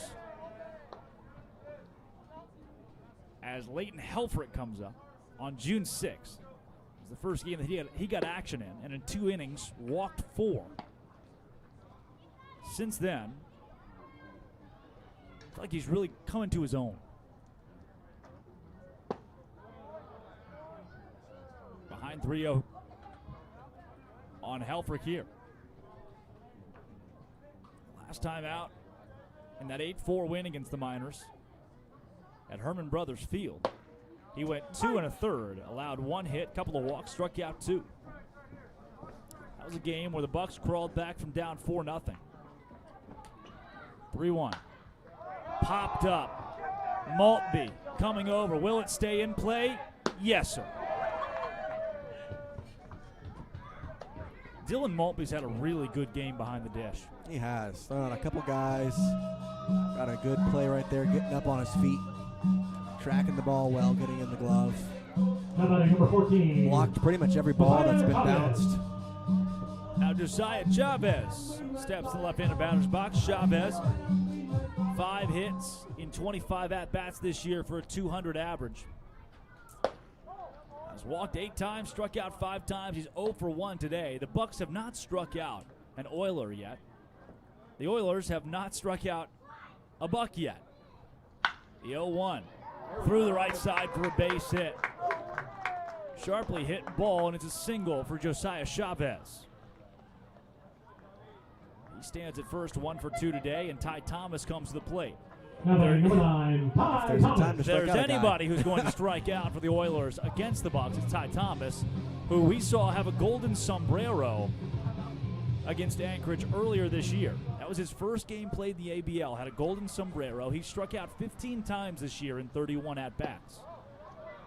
And as a high schooler coming in and playing against college guys, it can be a little intimidating to step to the plate, but... Unless your name's Casey Uper. Yeah. He didn't step up to the plate. He just towed the rubber and immediately shoved. True. 1-0 from Lajovic. Pop left side. Will it stay fair? Yeah, fair by about 2 feet. Boedicker picks it up, slips on the wet grass. It's a stand-up double for Ty Thomas. Now runners at second and third with 1 down. Oilers fans, it's double time. McDonald's daily double. If the next Oiler gets it. That's just kind of a floater. I didn't think it was hit that hard, but it stayed fair. Got pretty deep, and it was good news by Boedicker to kind of get back on his feet as he slipped on that wet grass. And now you get Brett Groupie, who's taking his first tap out of the game after coming in for the injured Uji Mori. Groupie batting .205 this year. Second baseman number 1, Brett Groupie.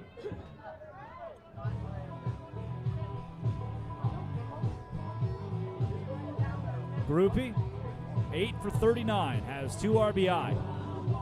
At the University of Central Missouri. Could double those 2 RBI with a base hit here. 12 strikeouts in those 39 at-bats. Groupie obviously good at baseball, but he was actually an all-state punter and an all-district quarterback at high school. And he was the all-state kicker in 2019 as well. Groupie takes a ball just outside from Lajovic. There's 2 down here. So all you need is an out. Similar situation to what Lajovic came in here was. Yeah. Just needing a couple outs. This ball's blooped. Who's there? Cade Lacey at second base. Leave runners stranded at second and third. We have played 4, and the Bucs still lead 5-2 with some savvy defense on the Anchorage Bucs Baseball Network.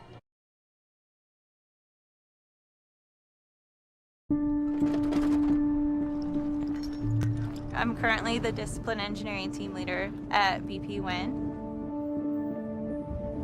I'm actually a chemical engineer by training. I started my career in the upstream oil and gas division.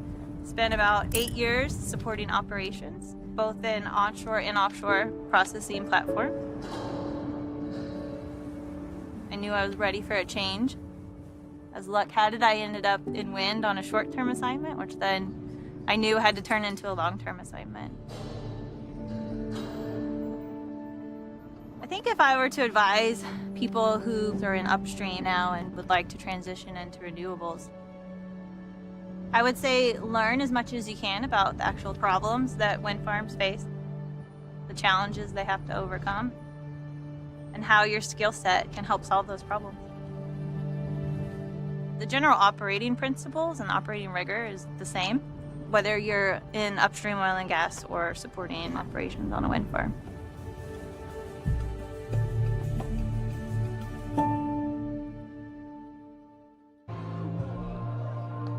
Welcome back to the Anchorage Bucs Baseball Network. Aiden Gonzalez, the righty from San Diego, back out on the mound to start the top of the 5th.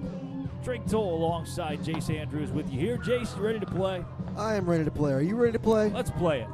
What International Day is today? Today is International Fascist Struggle Day. No. Okay.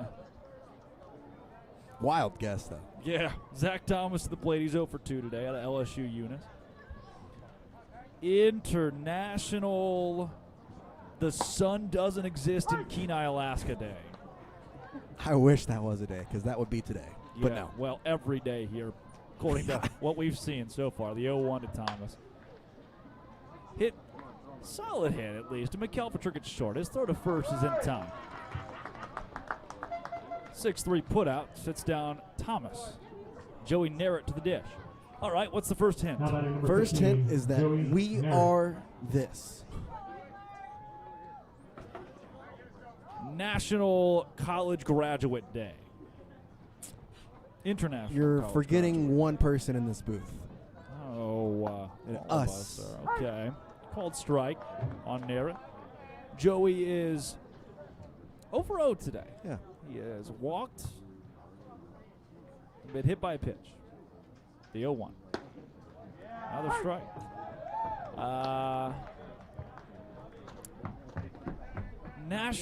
International 20-some-odd-year-olds Day. No. 0-2 to Narrett. Joey. Decent charge into it. Right at McElpatrick. It's short. He comes up a couple of feet, throws to first in time. Another 6-3. Well, I'm running out of time. What's your second hint? Second hint is that we are actually doing this right now. International Sports Day. International No. Sports Broadcast Day. International No. Sports Media Day. Oh? You said one word of it. International Media Day? Close. Very close. International Young Journalist Day. I don't know. No. Swing and a miss from Lex Bodicker, who owns a home run already. It is International Positive Media Day. Good for us. I don't know if we're always positive media. I think most of the time. We were dour yesterday. Bodicker looking for base hit number 3. It's hit sharply to the first baseman, Grimm, who flips over to Gonzalez. 3 up and 3 down at the top of the 5th on National Positive Media Day on the Anchorage Bucs Baseball Network.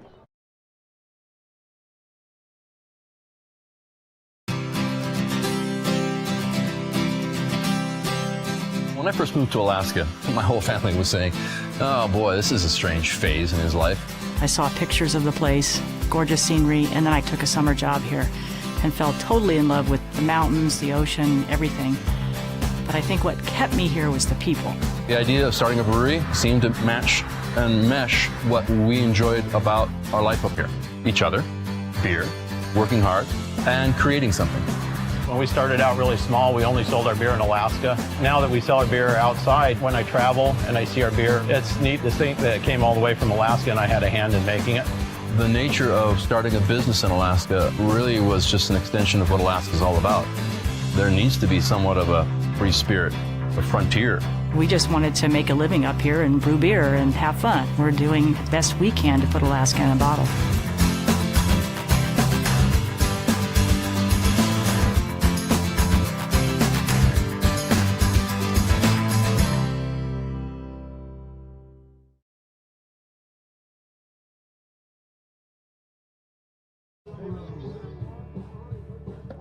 David Lodgevic back out on the mound at the bottom of the 5th. Alaskan Brewing Company. We've tried a little bit of that since we got here. Dude, that is one thing. So I've already picked out things that, all right, when I get back to the lower 48, when my time here this summer is done and I'm back in Texas, what will I miss? Alaskan Brewing Company. That's up there. I'll miss the commercials. They did put out some solid commercials as well. They do. I might slip one of those into my broadcasts for China Spring High School football this fall. Can you ship it? The commercials, yes. Oh, Lodgevic throws it over everybody as Owen McElpatrick has come to the dish. You know what I meant. Can I ship the beer to me? Yeah, I was probably. I bet.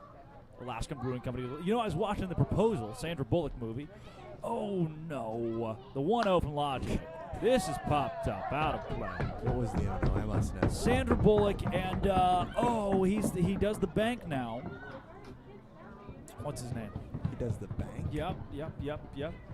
Ryan Reynolds, Sandra Bullock and Ryan Reynolds from The Proposal. Oh, beautiful breaking ball from Lodgevic.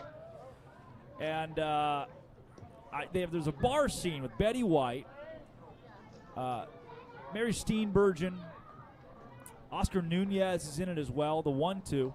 Swing and a miss! Strikeout number 1 for the Anchorage Bucs today. Owen McElpatrick comes up empty, and David Lodgevic has his first.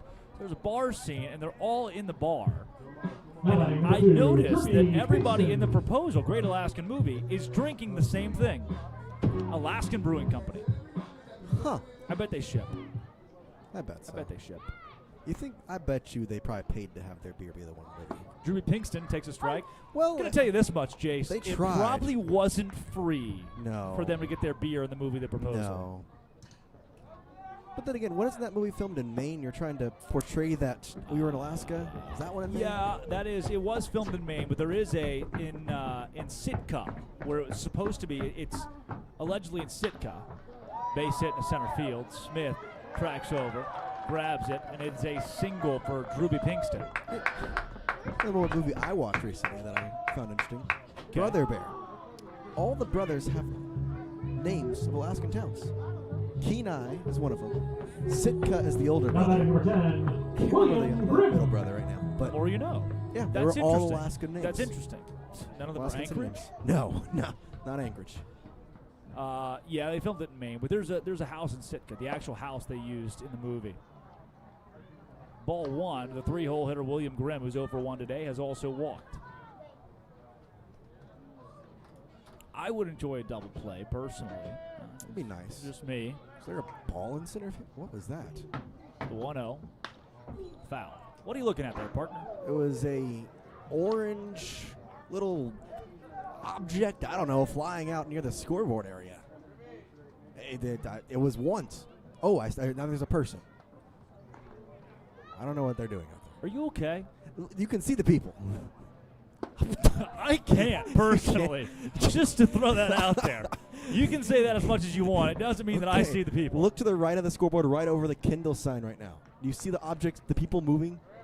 Kindle, look over the K. Okay, then what does this have to do with literally anything? Nothing. I just saw it. What are you okay? Well, people exist. Breaking news, everybody. Throw over to first, not in time. What else were we going for here? I don't know. Hey, look, right down in front right here. Lady in the green jacket, yeah. You see those people? Well, more or less, there was a flying object. Okay. The 1-2 from Lodgevic. Up tall. Up tall. 2-2. There's a flying object in left field. Did you see those? It's a people? frisbee. I see it. Okay. It was a frisbee. Now that makes a lot more sense. I can get with you there. 2-2. Swing and a miss. Throw down to second, strike him out, throw him out, no sir. But punchy number 2 for David Lajovic in this half inning. Lajovic starting to feel his stuff right now. Struck out the first guy, a little single, and then Lajovic is feeling his stuff, isn't he? Now batting number 15, Ben I didn't have to go there. You went there. That's exactly where you went. Guess who said it? You. Who emphasized it. Well, okay. Dude's just jacking with his stuff out there, man. Rock and roll, David Lajovic.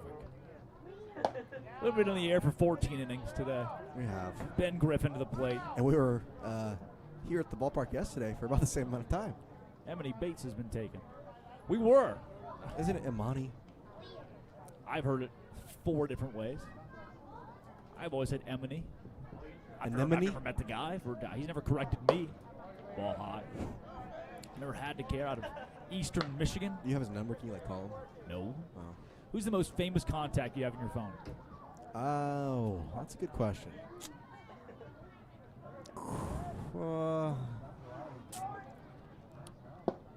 Chris Conley. ESPN reporter, does the bunch of the Make-A-Wish series. Okay.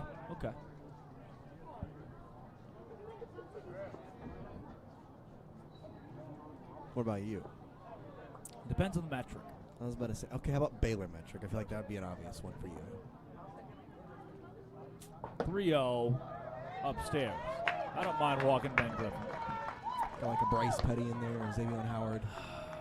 Yeah, there's probably a couple athletes. I can't really think of maybe Keontae George, a few of the basketball guys. Draft pick tonight for Utah Jazz, Keontae George. Yep. Keontae, Jeremy Sohan. Oh, he went to your Spurs. Yep. That's a double for you. A couple of basketball guys. Kyron Drones, former Baylor Bear. Sean Bell.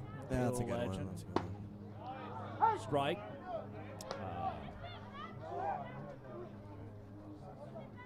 Let's see. That's probably all I can think of Baylor-wise. There is, there's like Tommy Norman. He's got 1 million followers on Instagram. He's a police officer in North Little Rock. It's like that would be the most Instagram followers probably. But it's like, what's famous? Vern Lundquist. That's pretty good. That one's up there. Kyle Peterson, SEC Network, ESPN, Kyle Peterson, KP. Brooklyn and Bailey, McKnight. Yep. Did you meet them in your time? Oh, Baylor? yeah, no, 100%. They're the most famous. They're famous. They have a ton of. Oh, it hit him. Costello takes one off the knee from Lajovic, and they're loaded. The Bucs have had some hairy half innings in this game. Ken Hocuff's going to come out and talk to Lajovic. That might warrant a pitching change. Yeah, Brooklyn and Bailey, they got 6-ish million followers on Instagram. I would say Brooklyn McKnight.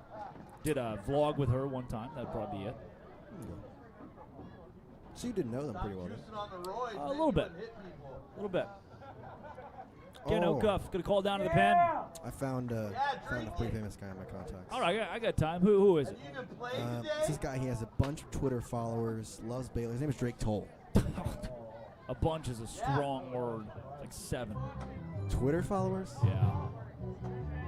That's all I do is Baylor sports. Yeah, I don't think Buck fans really knew that.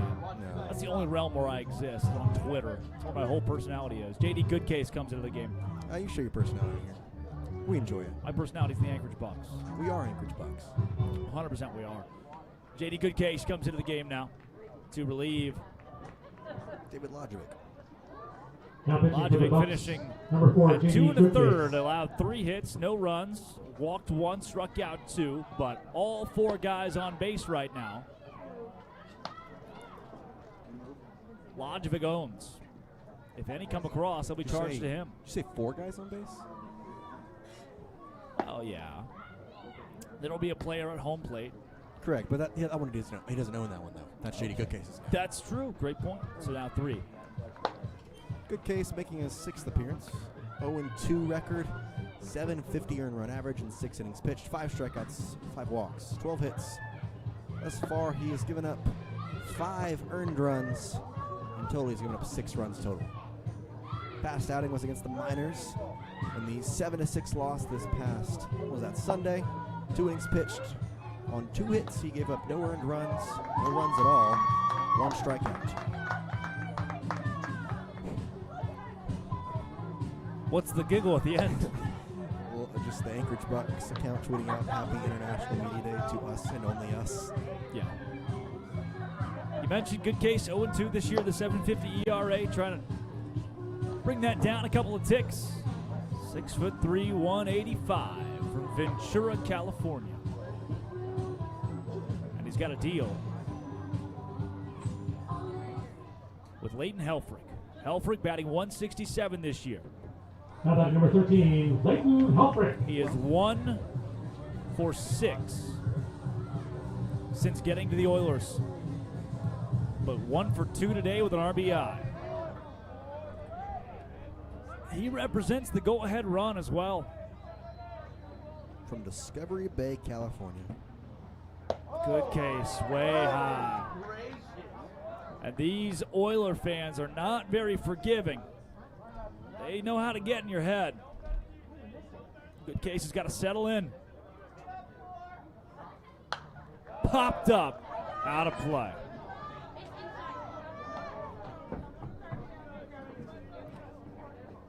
One now. Here in the bottom of the 5th, in a game that will only go 7 innings due to today's doubleheader. Good case, stays in the zone. He's ahead 1-2 after the foul ball. A couple of good pitches there. Worked the ball to start the AB. Comes back with a couple of pitches inside the zone. 1 pitch, that's all you need to get out of this. 1 ball, 2 strikes to Leighton Helfrich. Good case. Can leave him stranded. Another foul ball. Count remains 1-2.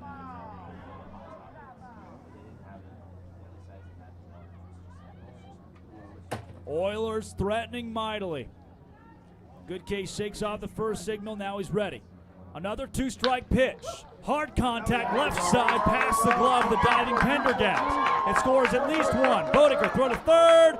Tag is in time, but a run comes home to score. It is now 5-4.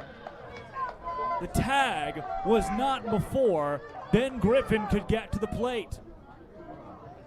An acrobatic dance by Costello at third gave Griffin time. 5-4 is your new score.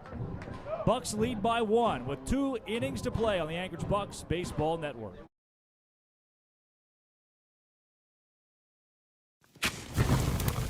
Boar's Head has harnessed the power of fire to unlock an intense new flavor.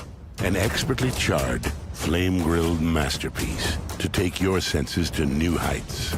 Because when Boar's Head lights a fire, we ignite an experience worth savoring. New Boar's Head Firesmith Flame-Grilled Chicken Breast. Flavor forged in flame. Available only at the deli and only from Boar's Head. Compromise elsewhere. If there's one thing I've learned at Speedy Glass, it's that every chip becomes a crack. Today, I'm going to show you why. When we look at a chip up close, we see tons of tiny cracks that are just waiting to spread. Don't wait for your chip to crack. Repair it at Speedy Glass before having to replace the entire windshield. You'll save time. You'll be back on the road within an hour. Book an appointment at speedyglass.ca. Speedy Glass Repair. Speedy Glass Replace. It is 8-9-1 and due up for the Bucs in the top of the 6th inning. Drake Toll alongside Jace Andrews in the Anchorage Bucs Baseball Network. Through 5 complete innings, the Bucs have 5 runs on 8 hits, no errors. The Oilers 4 runs on 7 hits and 1 error. What was once a 1-0 lead for the Oilers turned into a 5-1 lead for your Bucs. Blake Lobel exited the game. Lodgevic got himself in a couple of jams that he was able to work out of. Then left the bases loaded for Goodcase to come in and get an out. Instead, there was a 2-run base hit that has now helped the Oilers climb back to make it 5-4. Gonzalez back out of the mound for Peninsula. Back in that inning, the first 3 batters, 2 of them were struck out by David Lodgevic. Yeah. Now batting number 10, Dylan Maltby. Catcher Dylan Maltby out of the 8-hole to the plate. Had a good game behind the dish, but still looking for that first hit of the game. 0 for 2. Hard ground ball. McElvatrick at short. Comes up on it, throws to first in time. He's been busy over there at short today. Had Yes, two he has. plays last inning. Starts off the inning with this one.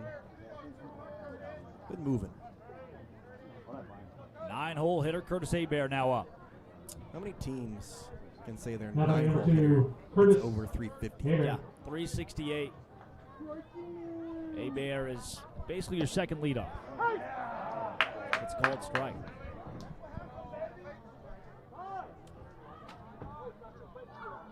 And Ken Hocutt's been given a warning.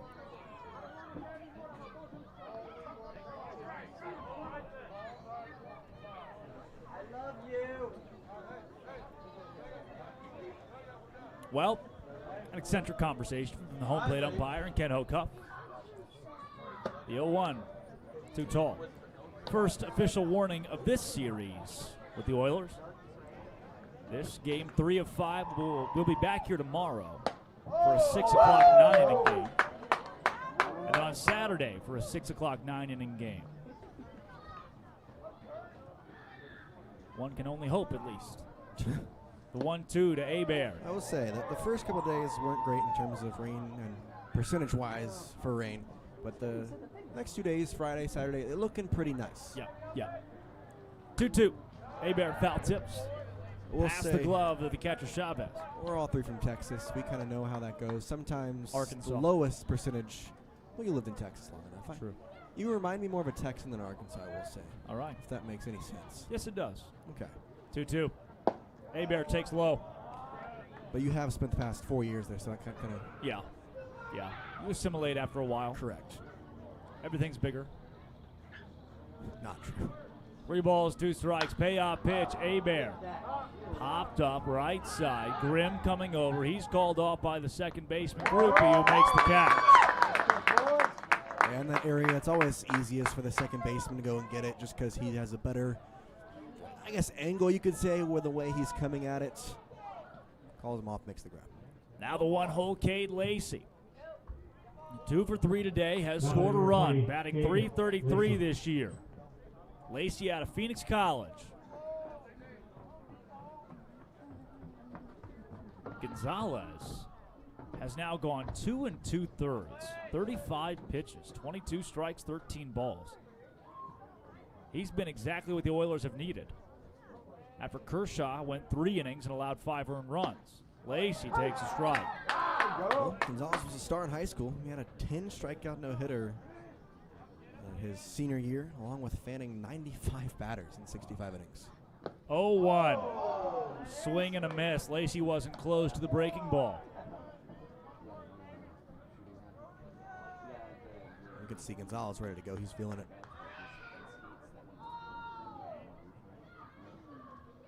(0-2) from Gonzalez. Outside. Bucs looking for a doubleheader sweep today. They would take a 2-1 advantage over the Oilers across this 5-game set. It's the 1-2. Popped foul out of play. The Bucs this year are 4-1 against the Oilers.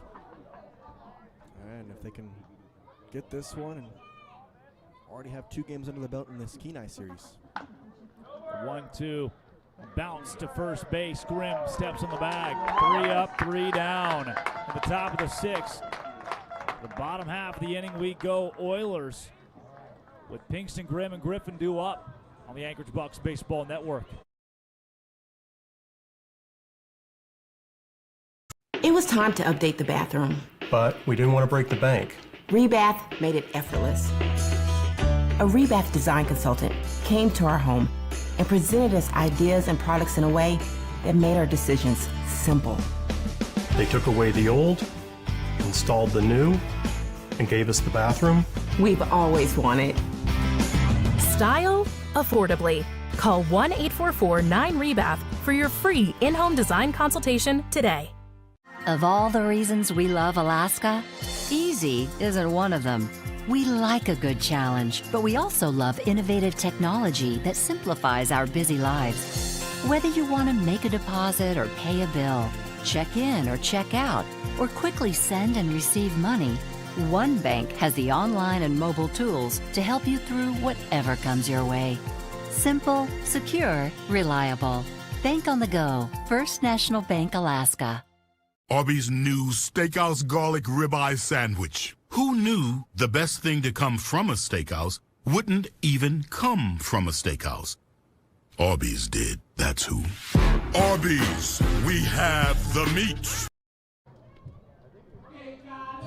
Back for the bottom of the 6th, 7, 8, and 9. Due up, Chavez, Thomas, and Groupie for the Oilers. They are chasing a run with J.D. Goodcase back out on the mound. Yeah, we got a University of San Diego pitchers duel going on at the moment as J.D. Goodcase and Aiden Gonzalez, both out of the University of San Diego. Goodcase. High leg kick, first pitch to Chavez, induces a huge swing. Chavez has to put his shoes back on and relace them. One at the fences, trying to tie it all up on one hit. 0-1. Good breaking ball. Chavez lays off. Count is even. Chavez is 1 for 2 today, batting .231 this year. 1-1 pitch, low in the dirt.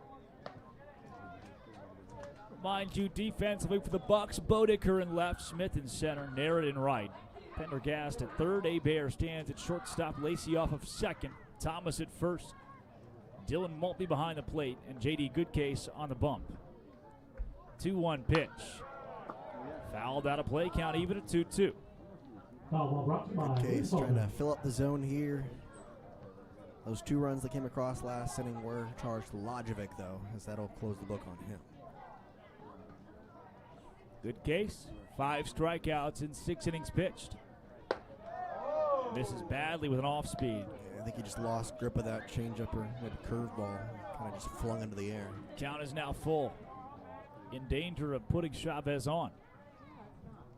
Payoff pitch from Goodcase. Popped up on the infield. Pendergast there. Maltby there as well. Somebody's got to call somebody off. Neither of them do. Who's got it? Pendergast makes the catch. Whew. Save your catcher. What a play. Pendergast was coming on for it. Maltby slipped. Pendergast had to, they both hit the ground. You know what's funny is, I'm pretty sure Maltby caught the glove of Pendergast, so they tracked the ball both pretty well as they were both kind of going to the ground. Either way, I'm just glad one of them caught it and there's one gone. Chavez retired. Now Ty Thomas up. Thomas has a hit in this ball game with a ball gets away from Maltby. Thomas had the double Did he last get time. yeah. It was that little, like, almost looper that almost... Right. It was weird. It kind of went towards the wall. It was farther than we thought. Is that when Bodeker slipped? Yes. Did that not score anybody? No, because there was a guy at first, and when he slipped, Bodeker was able to get up in time to keep him at third. Gotcha. But he put Thomas, that is, put 2 in scoring position. 2-0. And low. Told you Thomas, who's batting .094, has 15 strikeouts and 32 at-bats. 3-0. Up top. Just not a competitive at-bat. No. Goodcase. Oh, and that's interesting. He went with the breaking ball on the 3-0. Usually you're going to go all fastball, just try and pipe it. Yep. Now it's the 9-hole Brett Groupie batting .200 this year. Owen McKelpatrick behind him. Really like to try and at least get one out here. Have a chance to roll up a double play. Getting back to the top of the order here wouldn't be quite the ideal situation, especially would be runners on. What do you say we roll them up? Be a good time for that. Foul ball out of play. Am I crazy? I haven't seen the Bucs turn many double plays this year. No, they haven't. You're right. They haven't had much opportunities, to be fair. I read that status somewhere. Oh, I'm sure. But no, we haven't seen very many, have we? The 0-1. From Good Case to Groupie. Groupie fouls it out of play again.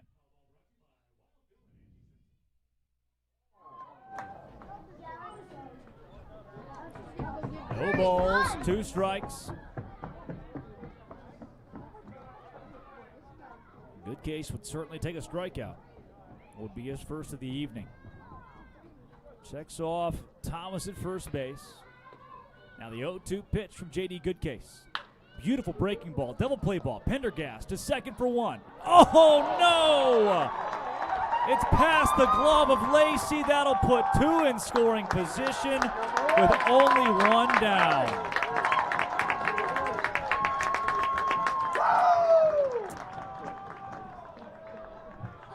And Owen McElpatrick due up. He's 1 for 3 today. Owen McElpatrick.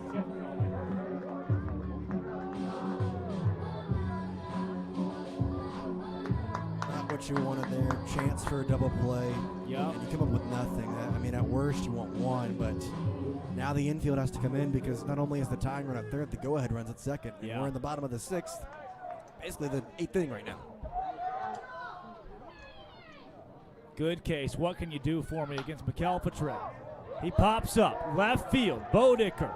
Oh, it'd be a tough play. Bodicker comes on, makes the catch. Runners tagging, throw to the plate. Lex Bodicker. Not in time. We're tied. It was a good throw, but unfortunately, Alpi trying to get a handle of it off the bounce. It's been a wet ball all day. It'd have been a tough time to grab it and tag him in time anyway. Like I said, it's 5-5. Ball just kind of hung up on Bodicker, didn't it? Ruby Pinkston now to the plate, still with a man in scoring position.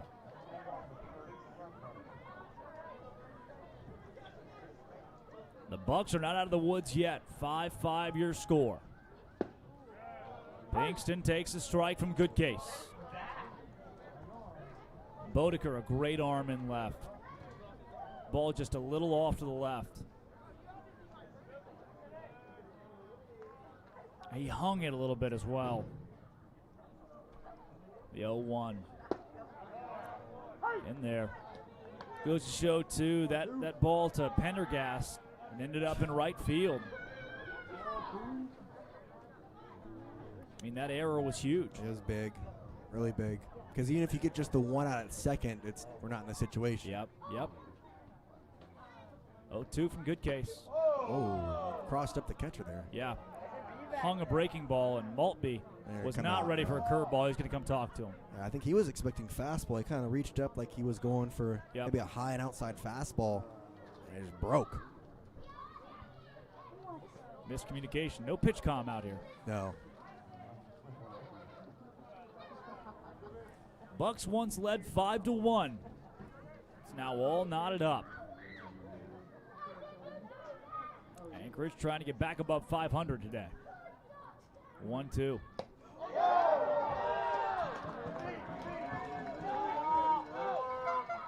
Got away from Maltby. 2-2. That advances Groupie to third base. Now you can't have another one of those. Nope. No more of that. No wild pitch, no pass ball. You got 2 strikes. 2-2 with 2 down here in the bottom of the 6th.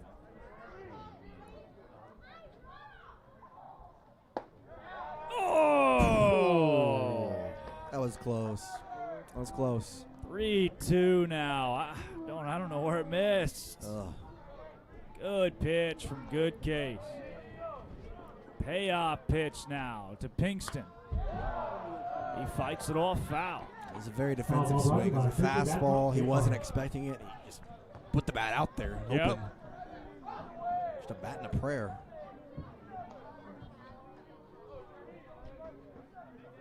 (3-2).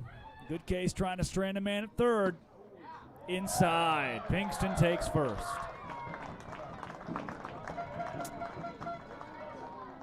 Now William Grimm to the dish. Grimm wasn't even supposed to be in this game. It was a late add to the lineup. We'd gotten the lineup for game 2 before game 1. Yep. It was not Grimm. playing in that 3 slot. Now here he is.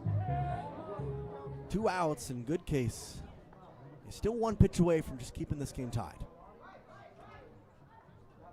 Runners in the corners. Outside. If Pinkston decides to take off, let him. Yeah, he cannot. No throwdown.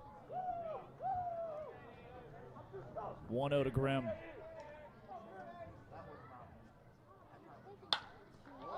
Hit high into center field. Smith is there. We're tied still. We have played 6 innings from Coral Seymour. The go-ahead run left stranded at third base. Let's go to the top of the 7th in a 7-inning ball game on the Anchorage Bucs Baseball Network.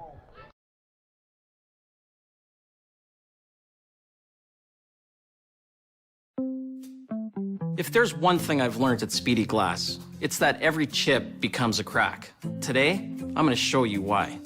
When we look at a chip up close, we see tons of tiny cracks that are just waiting to spread. Don't wait for your chip to crack.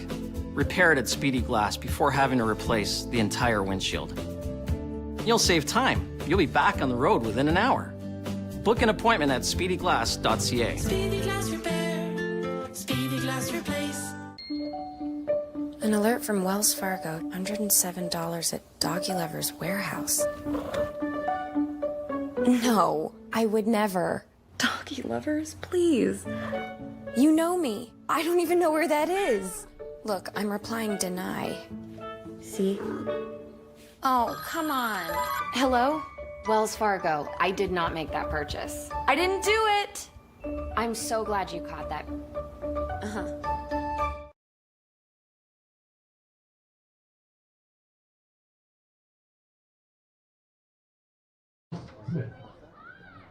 Miles Smith to the plate for the Bucs in the top of the 7th. Smith is 2 for 2 today and has also walked, batting .308 now this season. Watches a strike. Smith came into the game batting .181. It's a 127-point swing in this game. He flies to center field. Costello's there and makes the catch.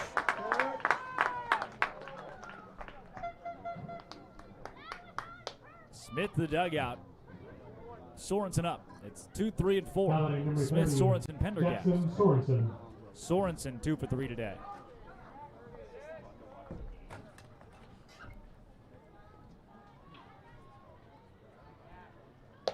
Sorensen takes the ball up high. Bucs once led 5-1, and then the bullpen hasn't been a complete collapse, but slowly they've let the Oilers come back to tie it. Bucs put up all 5 of their runs in the 3rd inning.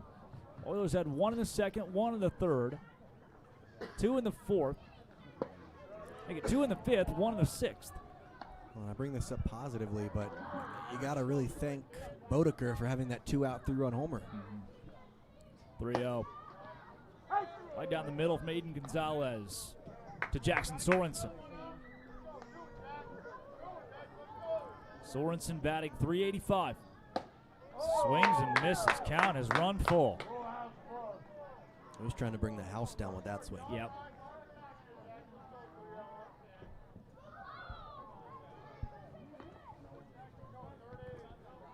Payoff pitch. Sorensen takes inside, called strike 3. Ken Hocuff would like a word. Yikes. And there's nothing Hocuff can say either. He already got its official warning. So Pendergast comes to the plate. 0 for 3 today, batting .233 this summer ball season.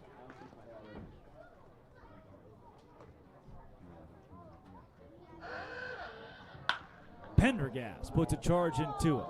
Launches it to left field, and it goes foul. Foul ball brought to you by Italy. Sponsors of tonight's game. That had a shot. Now that's a fair ball. It's got a shot. 0-1 to Pendergast. Way outside. It was Pendergast who had the 2-out double last game. And was stranded over at third base. Now with the 1-1 count, trying to get on with 2 outs, start another 2-out rally. Takes strike 2. He's yet to have a long ball this summer league season. Does have a couple doubles and a triple, though. Actually, 3 doubles now after the winner. Yeah.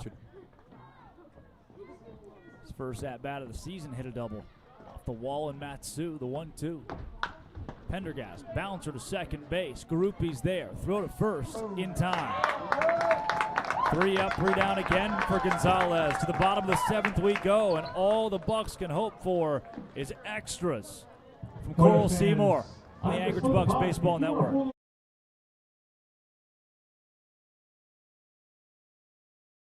Of all the reasons we love Alaska, easy isn't one of them.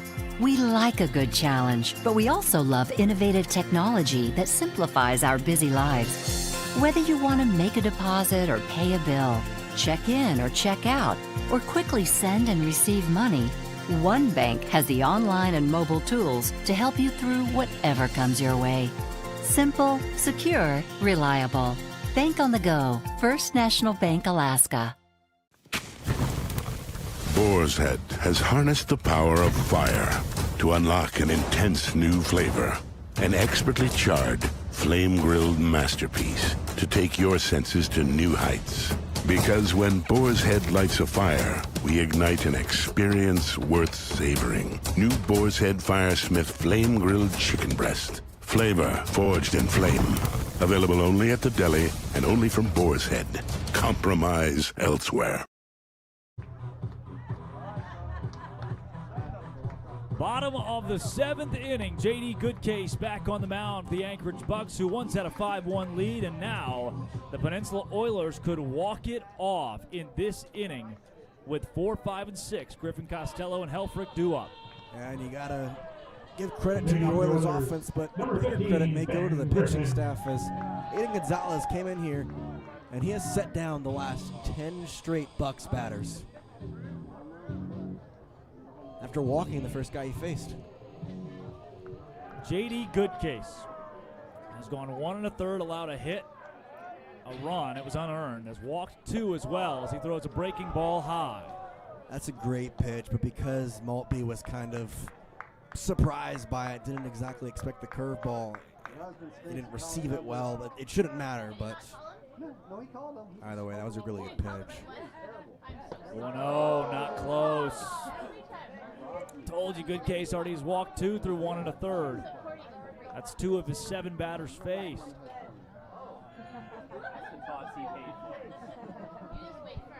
Two 0 from JD. In there for a strike. Had walked 5 through 6 innings pitched coming in.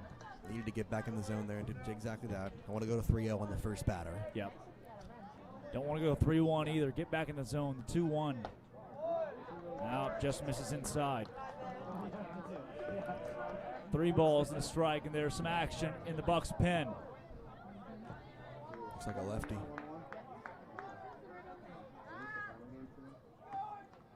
3-1 pitch from Goodcase is upstairs. And Bishop Griggs in motion to the bullpen. Get going. Come on. We got to get warm quick. If we want to hold on to this game, we need something. Nobody's going to call time. At least not yet. Nick Costello to the plate. Costello 1 for 2 today. Ken Hocuff looks down to the pen. They ramp up the action there. Don't quote me on this. I believe that's Cameron Crane down there, though. At this point, I mean, he almost hit Costello. You gotta at least come out and talk to him. I think you call time here. Give Crane some more time to warm up, if that's who it is. 1-0 from Goodcase. Ripped into right field for a base hit. Runners at first and second now as Narrett got on top of it quickly. And there's a chance. Here comes Ken Hocuff. There's a good chance that'll be it for J.D. Goodcase. Goodcase has gone just an inning and a third, allowing 2 hits, 3 walks through the 9 batters that he faced.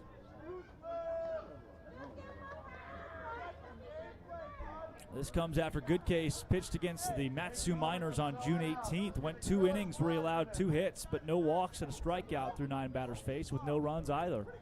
It's Cameron Crane. But here, he just didn't have it today from Coral Seymour. Runners at first and second. Nobody out in the bottom of the 7th. Where the Oilers can walk it off, Cameron Crane is the only thing standing between them and a win on the Anchorage Bucs Baseball Network. Arby's new Steakhouse Garlic Ribeye Sandwich. Who knew the best thing to come from a steakhouse wouldn't even come from a steakhouse? Arby's did, that's who. Arby's, we have the meat. Subway has so much new, I couldn't fit it all in the last ad.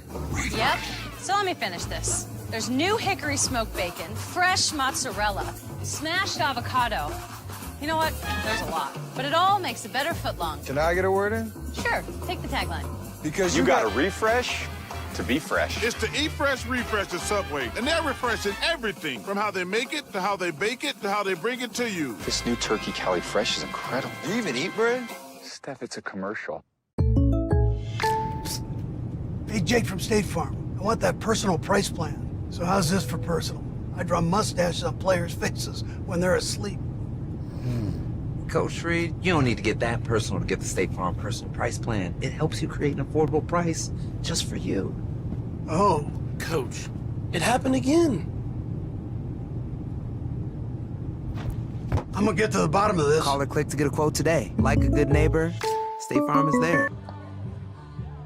Back on the Anchorage Bucs Baseball Network, Cameron Crane has entered the ball game for the good guys.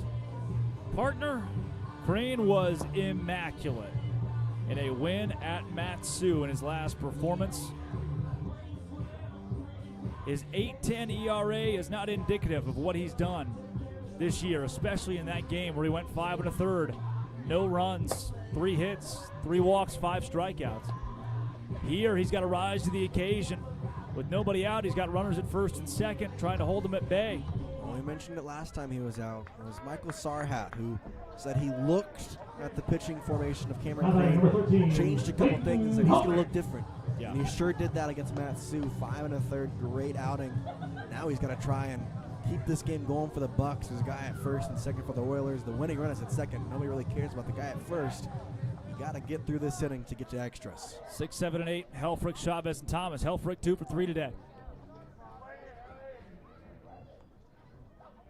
Lefty Crane fires in the dirt. Maltby keeps it in front of him. I think it's worth mentioning Cameron Crane having to come out here on, again, a tall mound, something that it's an adjustment. It's different on every field, but it's different very much so here. Much higher angle. The 1-0. It's in there for a strike. Fastball from Crane at 90.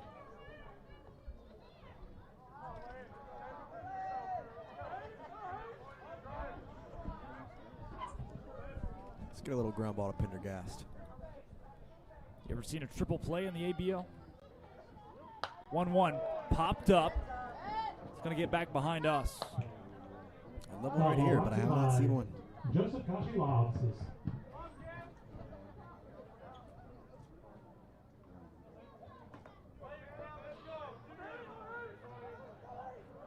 Crane ahead 1-2.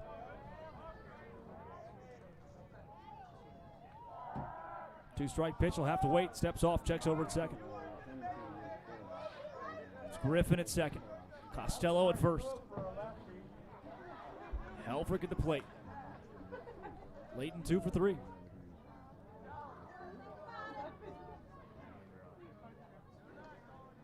One, two. Yeah, he went. Absolutely, he went. Yeah. Strikeout. Cameron Crane. Okay. What a way to start. There's one. Comes in from the pen. Gets a little check swing just out in front of the plate and sets down Helfrich. How about number 14, Josiah Chavez? Now Josiah Chavez comes up.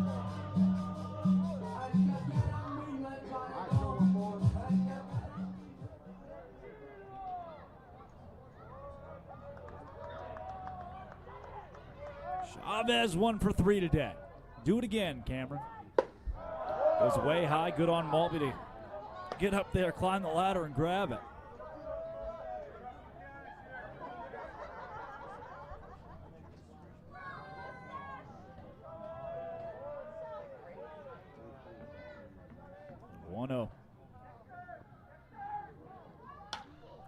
Chavez pops it up. Pendergast, foul territory, makes the catch. There's two. And it all comes down to Ty Thomas. Thomas batting .094 this season. He's got a double today. 1 for 2, has also walked.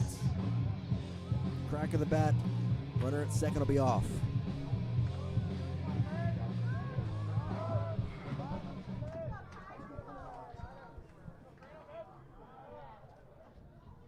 Lefty on righty.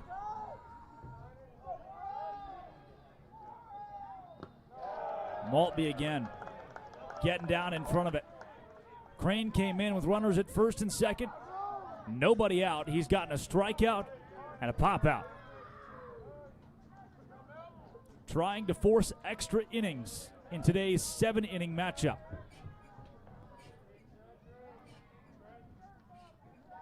One-0. Inside, it hit him. Hope you like drama. They're loaded for the 9-hole Brett Groupie. Talk about guys who weren't supposed to play. Groupie was not in the starting lineup tonight. He wasn't even on the field until the 4th inning when Uji Mori got hurt.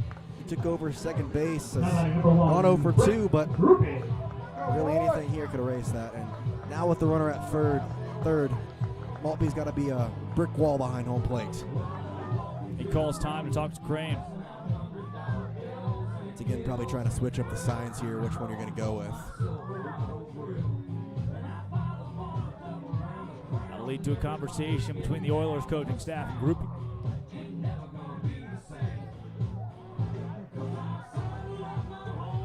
Bases loaded. Bottom of the final inning.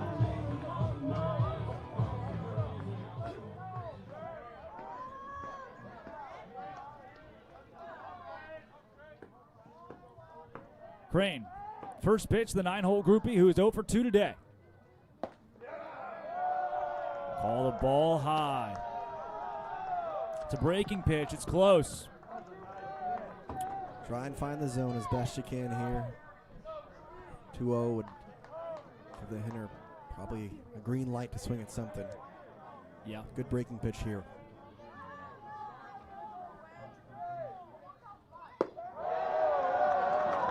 Low and outside. A lot of pressure on Crane.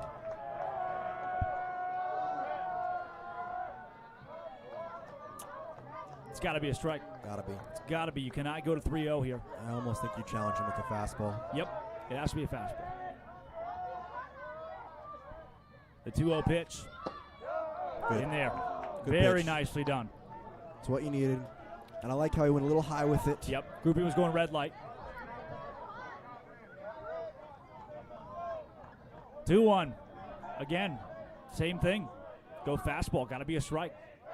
Go with that higher fastball as well. See if you can get under it. Crane steps off. You hear the chirps coming out of the Oilers dugout. 2-1 to Brett Groupie. Bishop Griggs came out and grabbed the ball. Crane from the stretch. Swing and a miss. An audible ooh from this crowd. Big moment. Bases are loaded. 2-2 count to the 9-hole Groupie. Crane trying to keep the game alive for the Anchorage Bucs. Groupie trying to end it. 2-strike pitch from Cameron Crane. In the dirt. Well, don't you just love this scenario in your backyard? Hope you brought your heart pills. 3-2 pitch. Ensuing. The most pressure we've seen on a pitcher all season. If Groupie reaches, it's ball game. Must be a strike. Bases loaded. Tie ball game. Bottom of the final inning. Payoff pitch from Cameron Crane. The lefty Fires home. Swing and a miss. Leave him stranded. We're going to extra innings. Who's that guy? Cameron Crane's that guy. Inevitable. Free baseball on the Anchorage Bucs Baseball Network.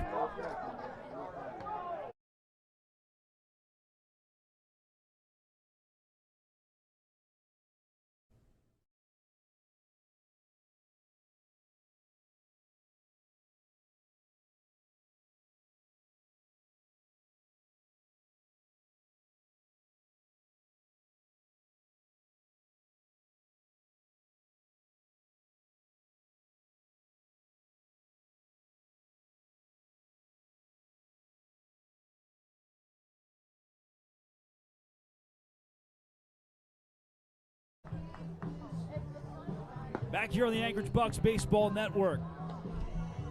Drake Toll alongside Jace Andrews. Cameron Crane came into the game with nobody out, runners at first and second.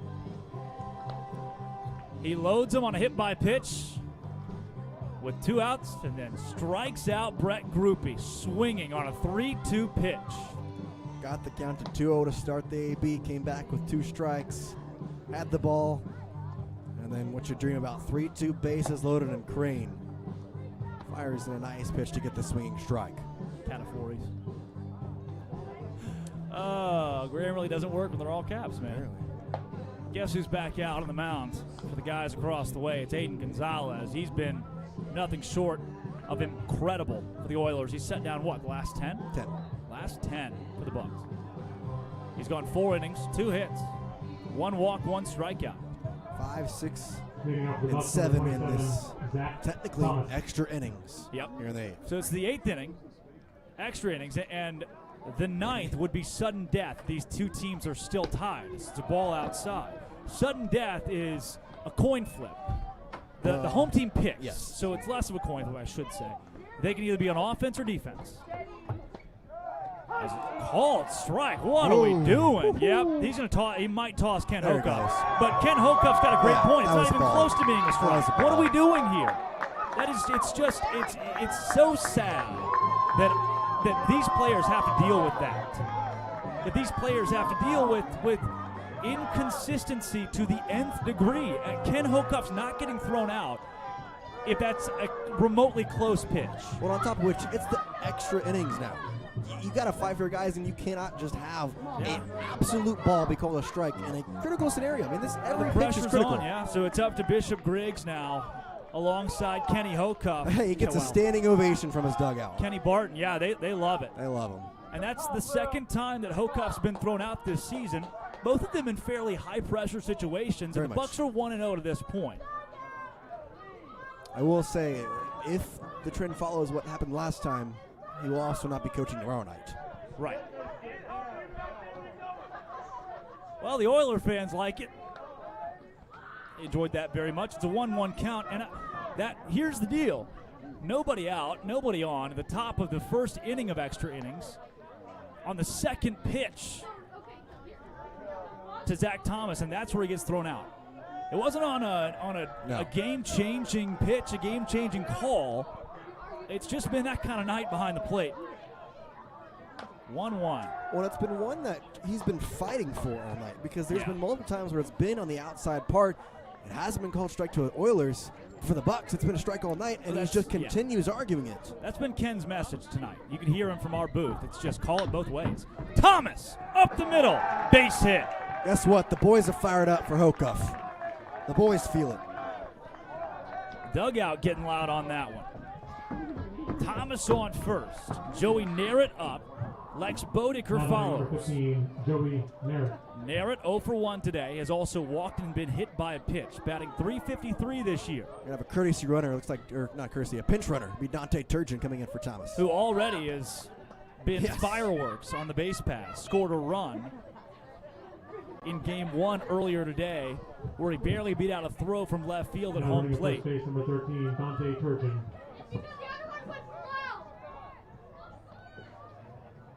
Narrett with Turgeon first. Hard contact. Could be a double play ball. Throw to second in time. Throw back to first. They got it. 4-6-3. Near it, grounds into a double play, and there's 2 down with nobody on for Bo Dicker.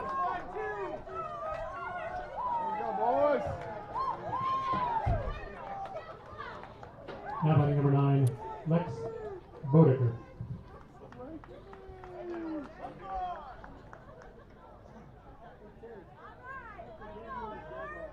Gonzalez throws below the knees for a ball. This park has been pretty friendly to Bodecker. Had the double in the last night, and that's the home run here. Back all the way in the 3rd inning, which seems like forever ago now. Gonzalez out of the pen at 58 pitches. Has now gone longer than the starter, Kershaw. 2-0. Oh, what are we doing? There it is again. Oh, the Bucs dugout can't believe it. And Bishop is still calling. Yeah. Bishop Griggs is like, what are we doing here? It's kind of funny. 2-1. Yeah, Yo, there's no again. way. Oh, it is unbelievable. It's like a comedy skit at this point. It's perplexing. It's inside, it's low. Name every category of not strike. Bodecker rips it in the right field for a base hit. You know, at this point, just swinging everything.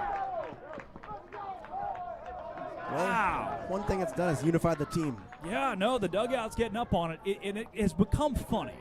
And look, again, players play, coaches coach, the broadcasters broadcast. But if you want a full portrayal of what's happening right now at Coral Seymour, that's been a storyline here, that the Bucs have been unhappy with the strike zone.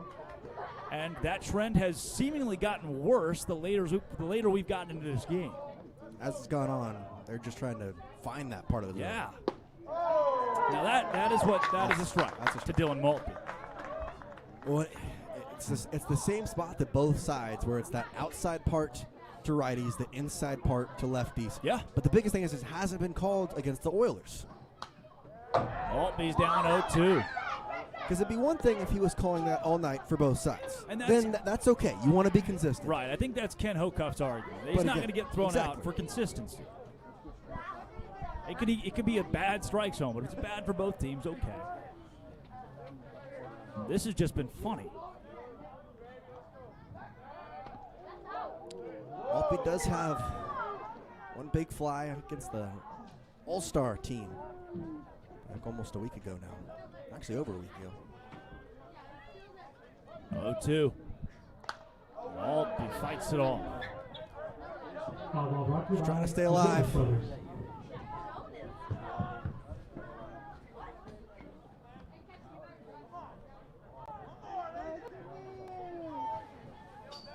No balls, 2 strikes to the catcher, Dylan Maltby. Outside. And to just go through the past 24 hours, these guys were supposed to play 2 games yesterday. Yep. First game didn't happen. Ended up playing a game an hour and 40 minutes late. I've played now, where are we at? The 15th inning of baseball today. Yeah. 1-2. Oh, it hit him. Did it Make hit sure the he's bat? okay. I think it's saying he hit the bat. Oh, wow. Yeah. So it just nubs off his bat, hits Maltby in the shoulder.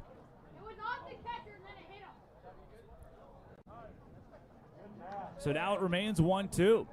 Yep, hit off the bat. Maltby didn't even try to fake it. So, yep, off the bat. Let's play on. 1-2 from Gonzalez.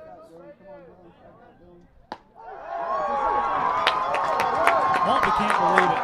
The Bucs dugout can't believe it. Bishop Briggs can't believe it. It's been called strike 3, but that's just the way it's going to have to be. We'll go to the bottom of the 8th. No comment on the Anchorage Bucs Baseball Network.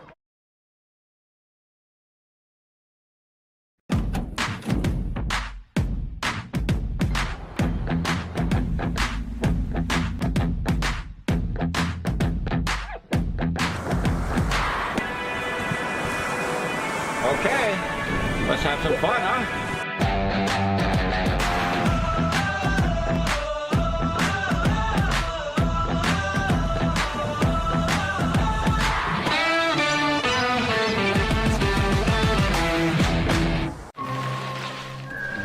Check it out. you know how much Mountain Dew is in there?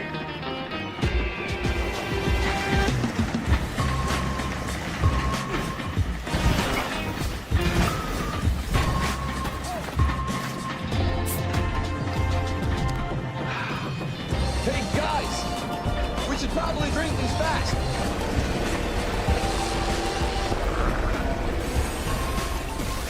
Do the do.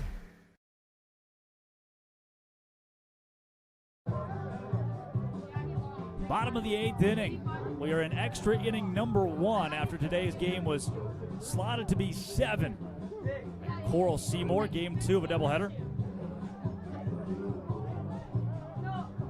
It is 1, 2, and 3. McElpatrick, Pinkston, and Grimm do up. Combined 2 for 7 with 3 walks for those 3. Leading off for the Oilers, number 3, Owen McElpatrick. And Cameron Crane back out on the mound. Crane came in, runners in first and second, and nobody out in the bottom of the 7th to salvage this game. Got a strikeout, a pop out, had a hit batter, and then on a 3-2 count to Brett Grupe. Got a strikeout swinging. McElpatrick, 1 for 3 today with an RBI, a strikeout, batting .207 this year. Crane deals him a ball. You know what? You should pitch a fastball on the outside half. I think that's what that was, actually. That was up high, I think. I think they want to go to the low and outside half where that strike has been called. The 1-0 hit high into left field. Bodeker is up underneath it. Lex Bodeker will make the catch. If the Bucs can get 3 outs here without allowing a run across, they will go into sudden death. So the 9th inning will be a half inning. And the Oilers can choose. Do they want to come to the bat with nobody out and a runner at second base in sudden death? If he scores, they win. If he doesn't score, they lose. Or they can play defense, and the Bucs can come to the bat with a runner at second base. That runner being the last out of the last inning. Ruby Pinkston shows bunt, pulls back, and takes a strike. I don't know. If you're the Oilers, I feel like you're going to pick the pitch. Do you decide right? But then at that point, the opposing team is, Crane deals a ball. The opposing team could bunt a man over to third base, have a man at third with only 1 out.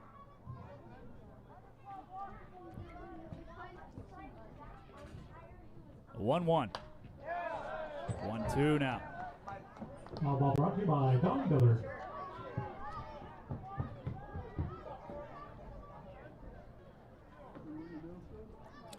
So, their offense, they'll place the runner at first base, according to the rules. Oh, wow. So that's why I was kind of thinking, I don't think it's second. 1-2. Oh, called strike 3. Hey, take it. That's the weakest called strike 3 I've ever seen. Yeah. Where's the punch out? Pinkston was kind of surprised. Yeah, nobody had any idea it was called strike 3. You got to tell the other people that you've called strike 3. Now that works against the Oilers. That's just not good. Now batting number 10, William Grimm. Grimm to the plate now. I don't get it. Been a good day for the guy behind the plate. No, he struggled, and maybe these guys getting their first action of the season since this is the first series the Oilers have played at home. Grimm 0 for 3 today. The ball in the dirt.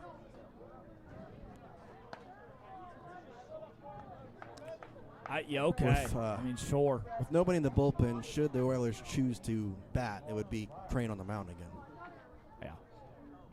Yeah, the 1-0. Ball in the dirt. And that would mean if Grimm gets out, he would go to first base? Correct. Okay. Previous out, so.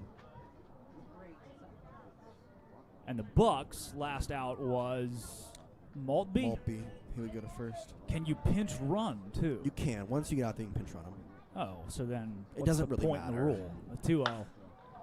That's actually kind of true because you're not going to play defense. You can stick anybody you want out there at first. Your fastest guy on the bench is going out there, whoever that is. Hit foul by about 20 feet there on the right side. Yeah. Oh, yeah. Which the Bucs have a couple of guys I can choose from now. The Bucs are at 9-1-2 if they come to the plate. Well, we'll see. Sudden death, baby. Ball hit right to the first baseman, Turgeon. And now the Oilers will have to decide what they want to do. There's a new rule in the Alaska Baseball League this year. Sudden death. Well, here's the thing. It's not like Mad Max Beyond Thunderdome. Should the Oilers choose to pitch, the Bucs could walk it off on the road. Only league could do that if in the game America. remains tied after the 8th inning, both head coaches will meet at home plate with the plate umpire. The home team will choose to Kenny play Barton the going next out. Looks half like inning on either the Oilers offense have already or had a decision defense. in mind. That's right. Home team gets to select themselves if they prefer to hit or pitch for this final half inning. Once decided, the team on offense I'm will pretty place sure a this is runner the at first sudden death in base, the ABL. Whichever player made the last out of the previous inning. The final half inning is played with standard NCAA rules. If the defense does not allow a run, they win the game. If the offense can score that runner from first base, they win sudden death rule. And it looks Again, like, new rules from the Alaska Baseball Oilers League. are choosing to be the defense. The Bucs will play for what? Maltby at first? Whoever they want, technically. They pinch run, so. And it's Hebert, Lacey, and Smith due up, right? Yes. Okay. Sudden death overtime. I don't know how to put a runner at first. Look at old Kenny Barton and Bishop Griggs trying to figure out the new rules, pointing at Okay. guys. I think you go here. Burkhalter's going to go to first. Okay, Burkhalter will come in, pinch run.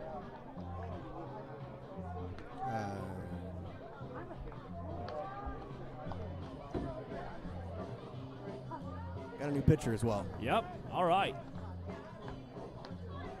Well, so it's going to be Ryan Brown. Bucs have seen this guy before. Aiden Gonzalez, his night is done. Yeah. Thankfully for the Bucs, grief. Gonzalez 5 innings, 4 hits, 1 earned run, 1 walk, 1 strikeout. Now pitching for the Oilers. I'm sorry, 45, no earned runs. Ryan Gonzalez, Brown. no earned runs. 4 hits, no runs. 1 Brown, walk, 1 strike. He's got a 0 earned run average. He's pitched 3 times, twice against the Bucs. He's gone 6 1/3 with 2 strikeouts, 3 walks, 3 hits, no earned runs on the year. He did give up 3 runs to the Bucs last time out. All of them were not earned though in a 7-6 loss. That'll be So now Trenton it's Burkhalter doing the pinch run. Trenton Burkhalter at first base. The runners for the Bucs at first base, number 16, again. Trenton Burkhalter. Hebert steps up next. Curtis batting .359. 0 for 2 today, has walked. Then it's Cade Lacey, who's 2 for 4. Miles Smith, who's 2 for 3 with a walk. And then Jackson Sorensen. If any reach, Sorensen comes up. He's 2 for 4 with 2 RBI. The batting averages of the Bucs that will come to the plate. Hebert, .359. Lacey, .325. Smith, .286. If Sorensen comes up, he's batting .375. All against Ryan Brown from Mount San Antonio Community College. We're going to have a pinch hitter. Ben Haar will take a hit for Curtis Hebert. Hebert 0 for 2 today. Out of the game, Haar in. It'll be righty on lefty with Haar coming up. The defense for the Oilers. Pigston in left, Costello in center, Helfrich in right. Thomas at third, McElpatrick at short, Groupie at second, Grimm at first. Ben Hur. Chavez still behind the dish. And it's Ryan Brown on the bump. Ben Haar will pinch hit for Curtis Hebert. Haar batting .269 this season. And that's another thing. You can just throw anybody on your bench out at this time. Yep. And Dante empty it. Turgeon over at first base. Trenton Burkhalter. Turgeon was last inning. Trenton Burkhalter. Haar shows bunt, pulls back, takes a ball. I wondered if they were going to do that. You have your top of your order coming up. Brown has walked 3. And that's through possibly 6 2/3. Now, and at this point, the Oilers don't get to bat again. No. If the Bucs score here, ball game. If they don't score here, ball game. No matter what, this is the last half inning. The 1-0. Haar shows bunt. Wasn't a very good one. It goes foul. Bunting has been tough in the ABL, but I think that's exactly why Ben Haar may have gotten the nod to pinch it for Hebert, because they like him as the best bunter, at least on your bench.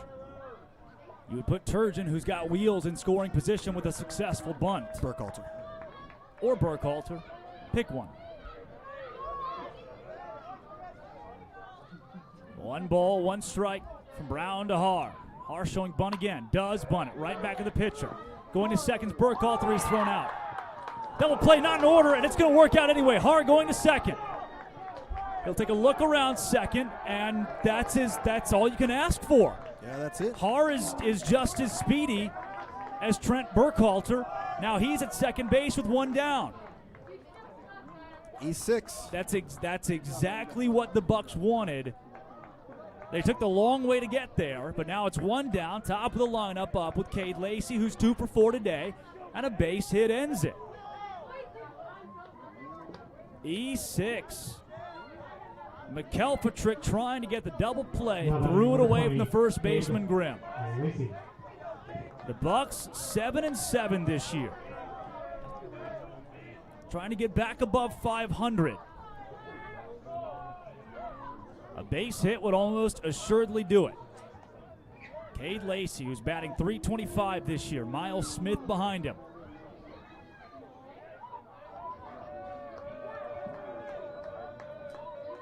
Brown from the stretch. Throws low. Bucs dugout getting loud for it.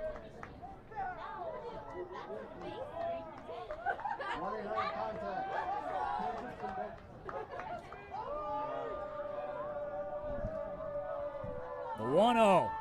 Low and outside, gets away from the catcher. Here comes Hart at third. Slides in safely.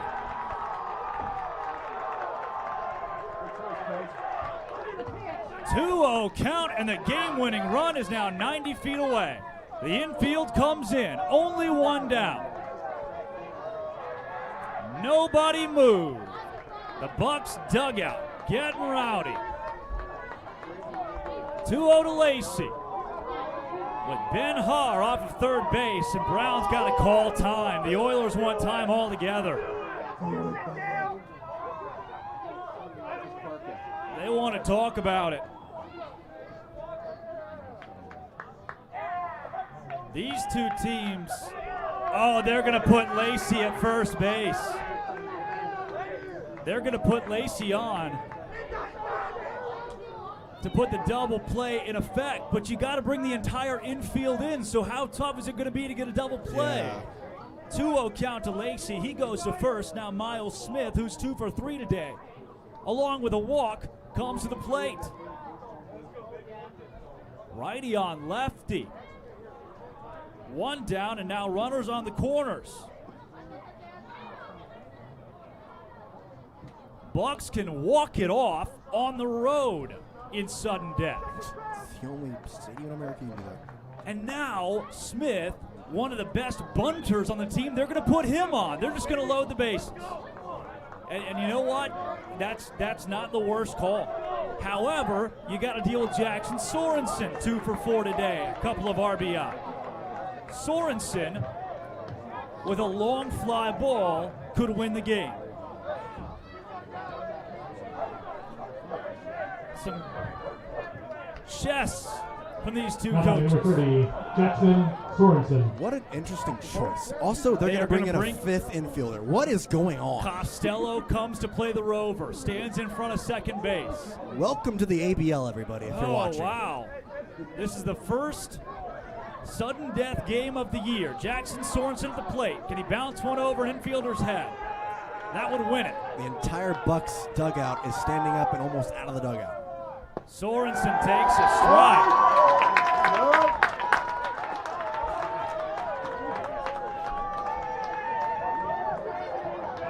Ryan Brown ahead, no balls and a strike.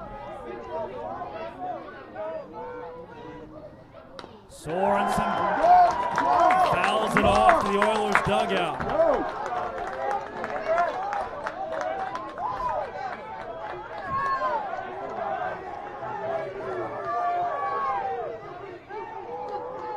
To the Gonzaga product turned Illinois Western product out of the portal.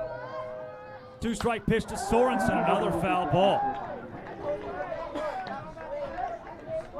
Jackson Sorensen, the team leader in batting average at .375. 2 for 4 today. Just needs a fly ball. Stick it in center, no one's there. Anything in center field too. Brown ahead on him. Another 0-2 pitch coming. Brown from the stretch. Fires. Sorensen takes it high and away. Sudden death from Coral Seymour Stadium. 1 ball, 2 strikes. Har at third, Lacey at second, Smith at first. Sorensen only needs one of them to come home. The 1-2. Sorensen swings and misses.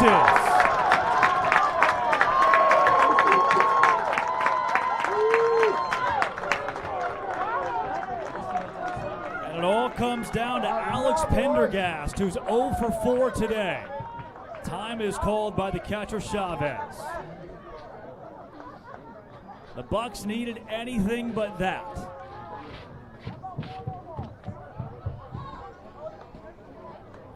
Pendergast will have to come up with a base hit. Now batting number 6, Alex Pendergast. Everything resets for the Oilers. Infield at true depth. Outfield back to normality. Need a base hit, but a pass ball or wild pitch could also do it here. Ben Har is on his toes at third.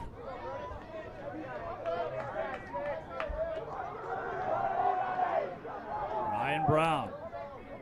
First pitch to Pendergast in the dirt. Ball 4 would also do that. There's a lot of ways you can win this game right here.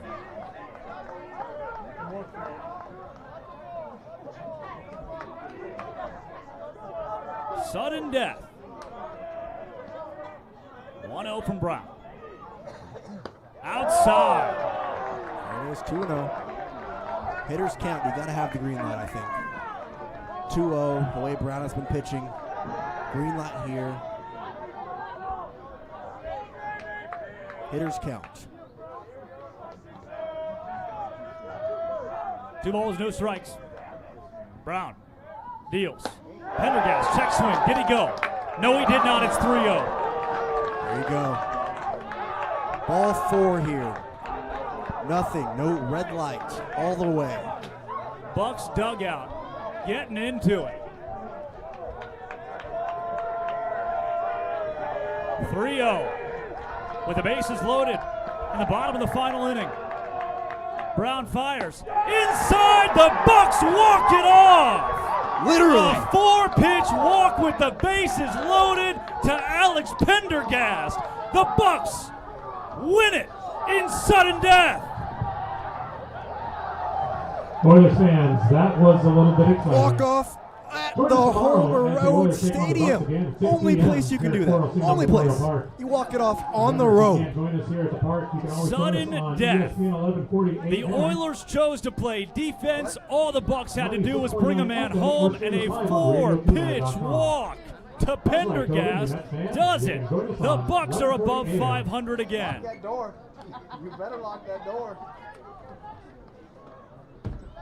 This is nightmare fuel for anyone who loves the game of baseball. Yeah, I don't know what I just watched. If you wanted any of this to make sense, you are sorely disappointed. There was 5 infielders. There was a buck at every base. And then on top of that, the game was over on a walk. And some jawing between these two teams afterward. And just to note, there's still 2 games left in this series. Yep. The Bucs go up 2-1 after a sweep during today's doubleheader. For the Bucs this evening, 7 runs. 6 runs on 10 hits and an error. Oilers 5 runs, 8 hits, 2 errors. A costly one put Ben Har at second base after a bunt where they got the lead runner. Then a throw back to first to complete the double play, got away from the first baseman. Grimm, Har to second. Har then to third on a wild pitch. They loaded the bases intentionally. A strikeout from Jackson Sorensen, and then a 4-pitch walk to Alex Pendergast in the craziest baseball game you will ever see. Baseball game's a strong word. I'm not sure if it deserves that moniker. I don't know about that one. 6-5 the final. Who's the winning pitcher? Cameron Crane? Crane's the winner, Brown's the loser, whoever was pitching. Wow. The Bucs have done it.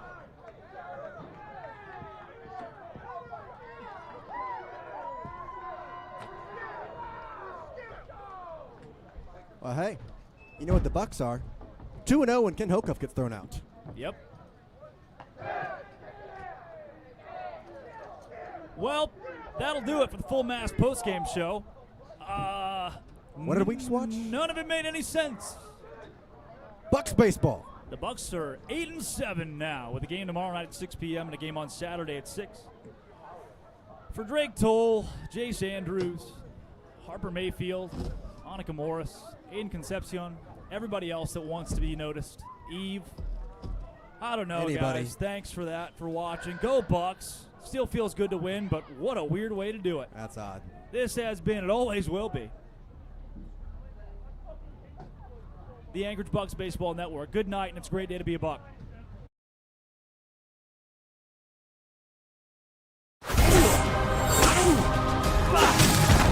Stay away from my wife. Hi, I'm Ben Stiller. My job as an actor is making you believe what you're seeing is real. Louise, will you? The pain is real. That the cold is real. Don't say that about yourself. I know. I know. But friendship is real. The real is real. But it's not real. It's just acting. Wow, that's like really good. Or was I just acting? Only way to know is to try it for yourself. This is really, really ridiculously good tasting.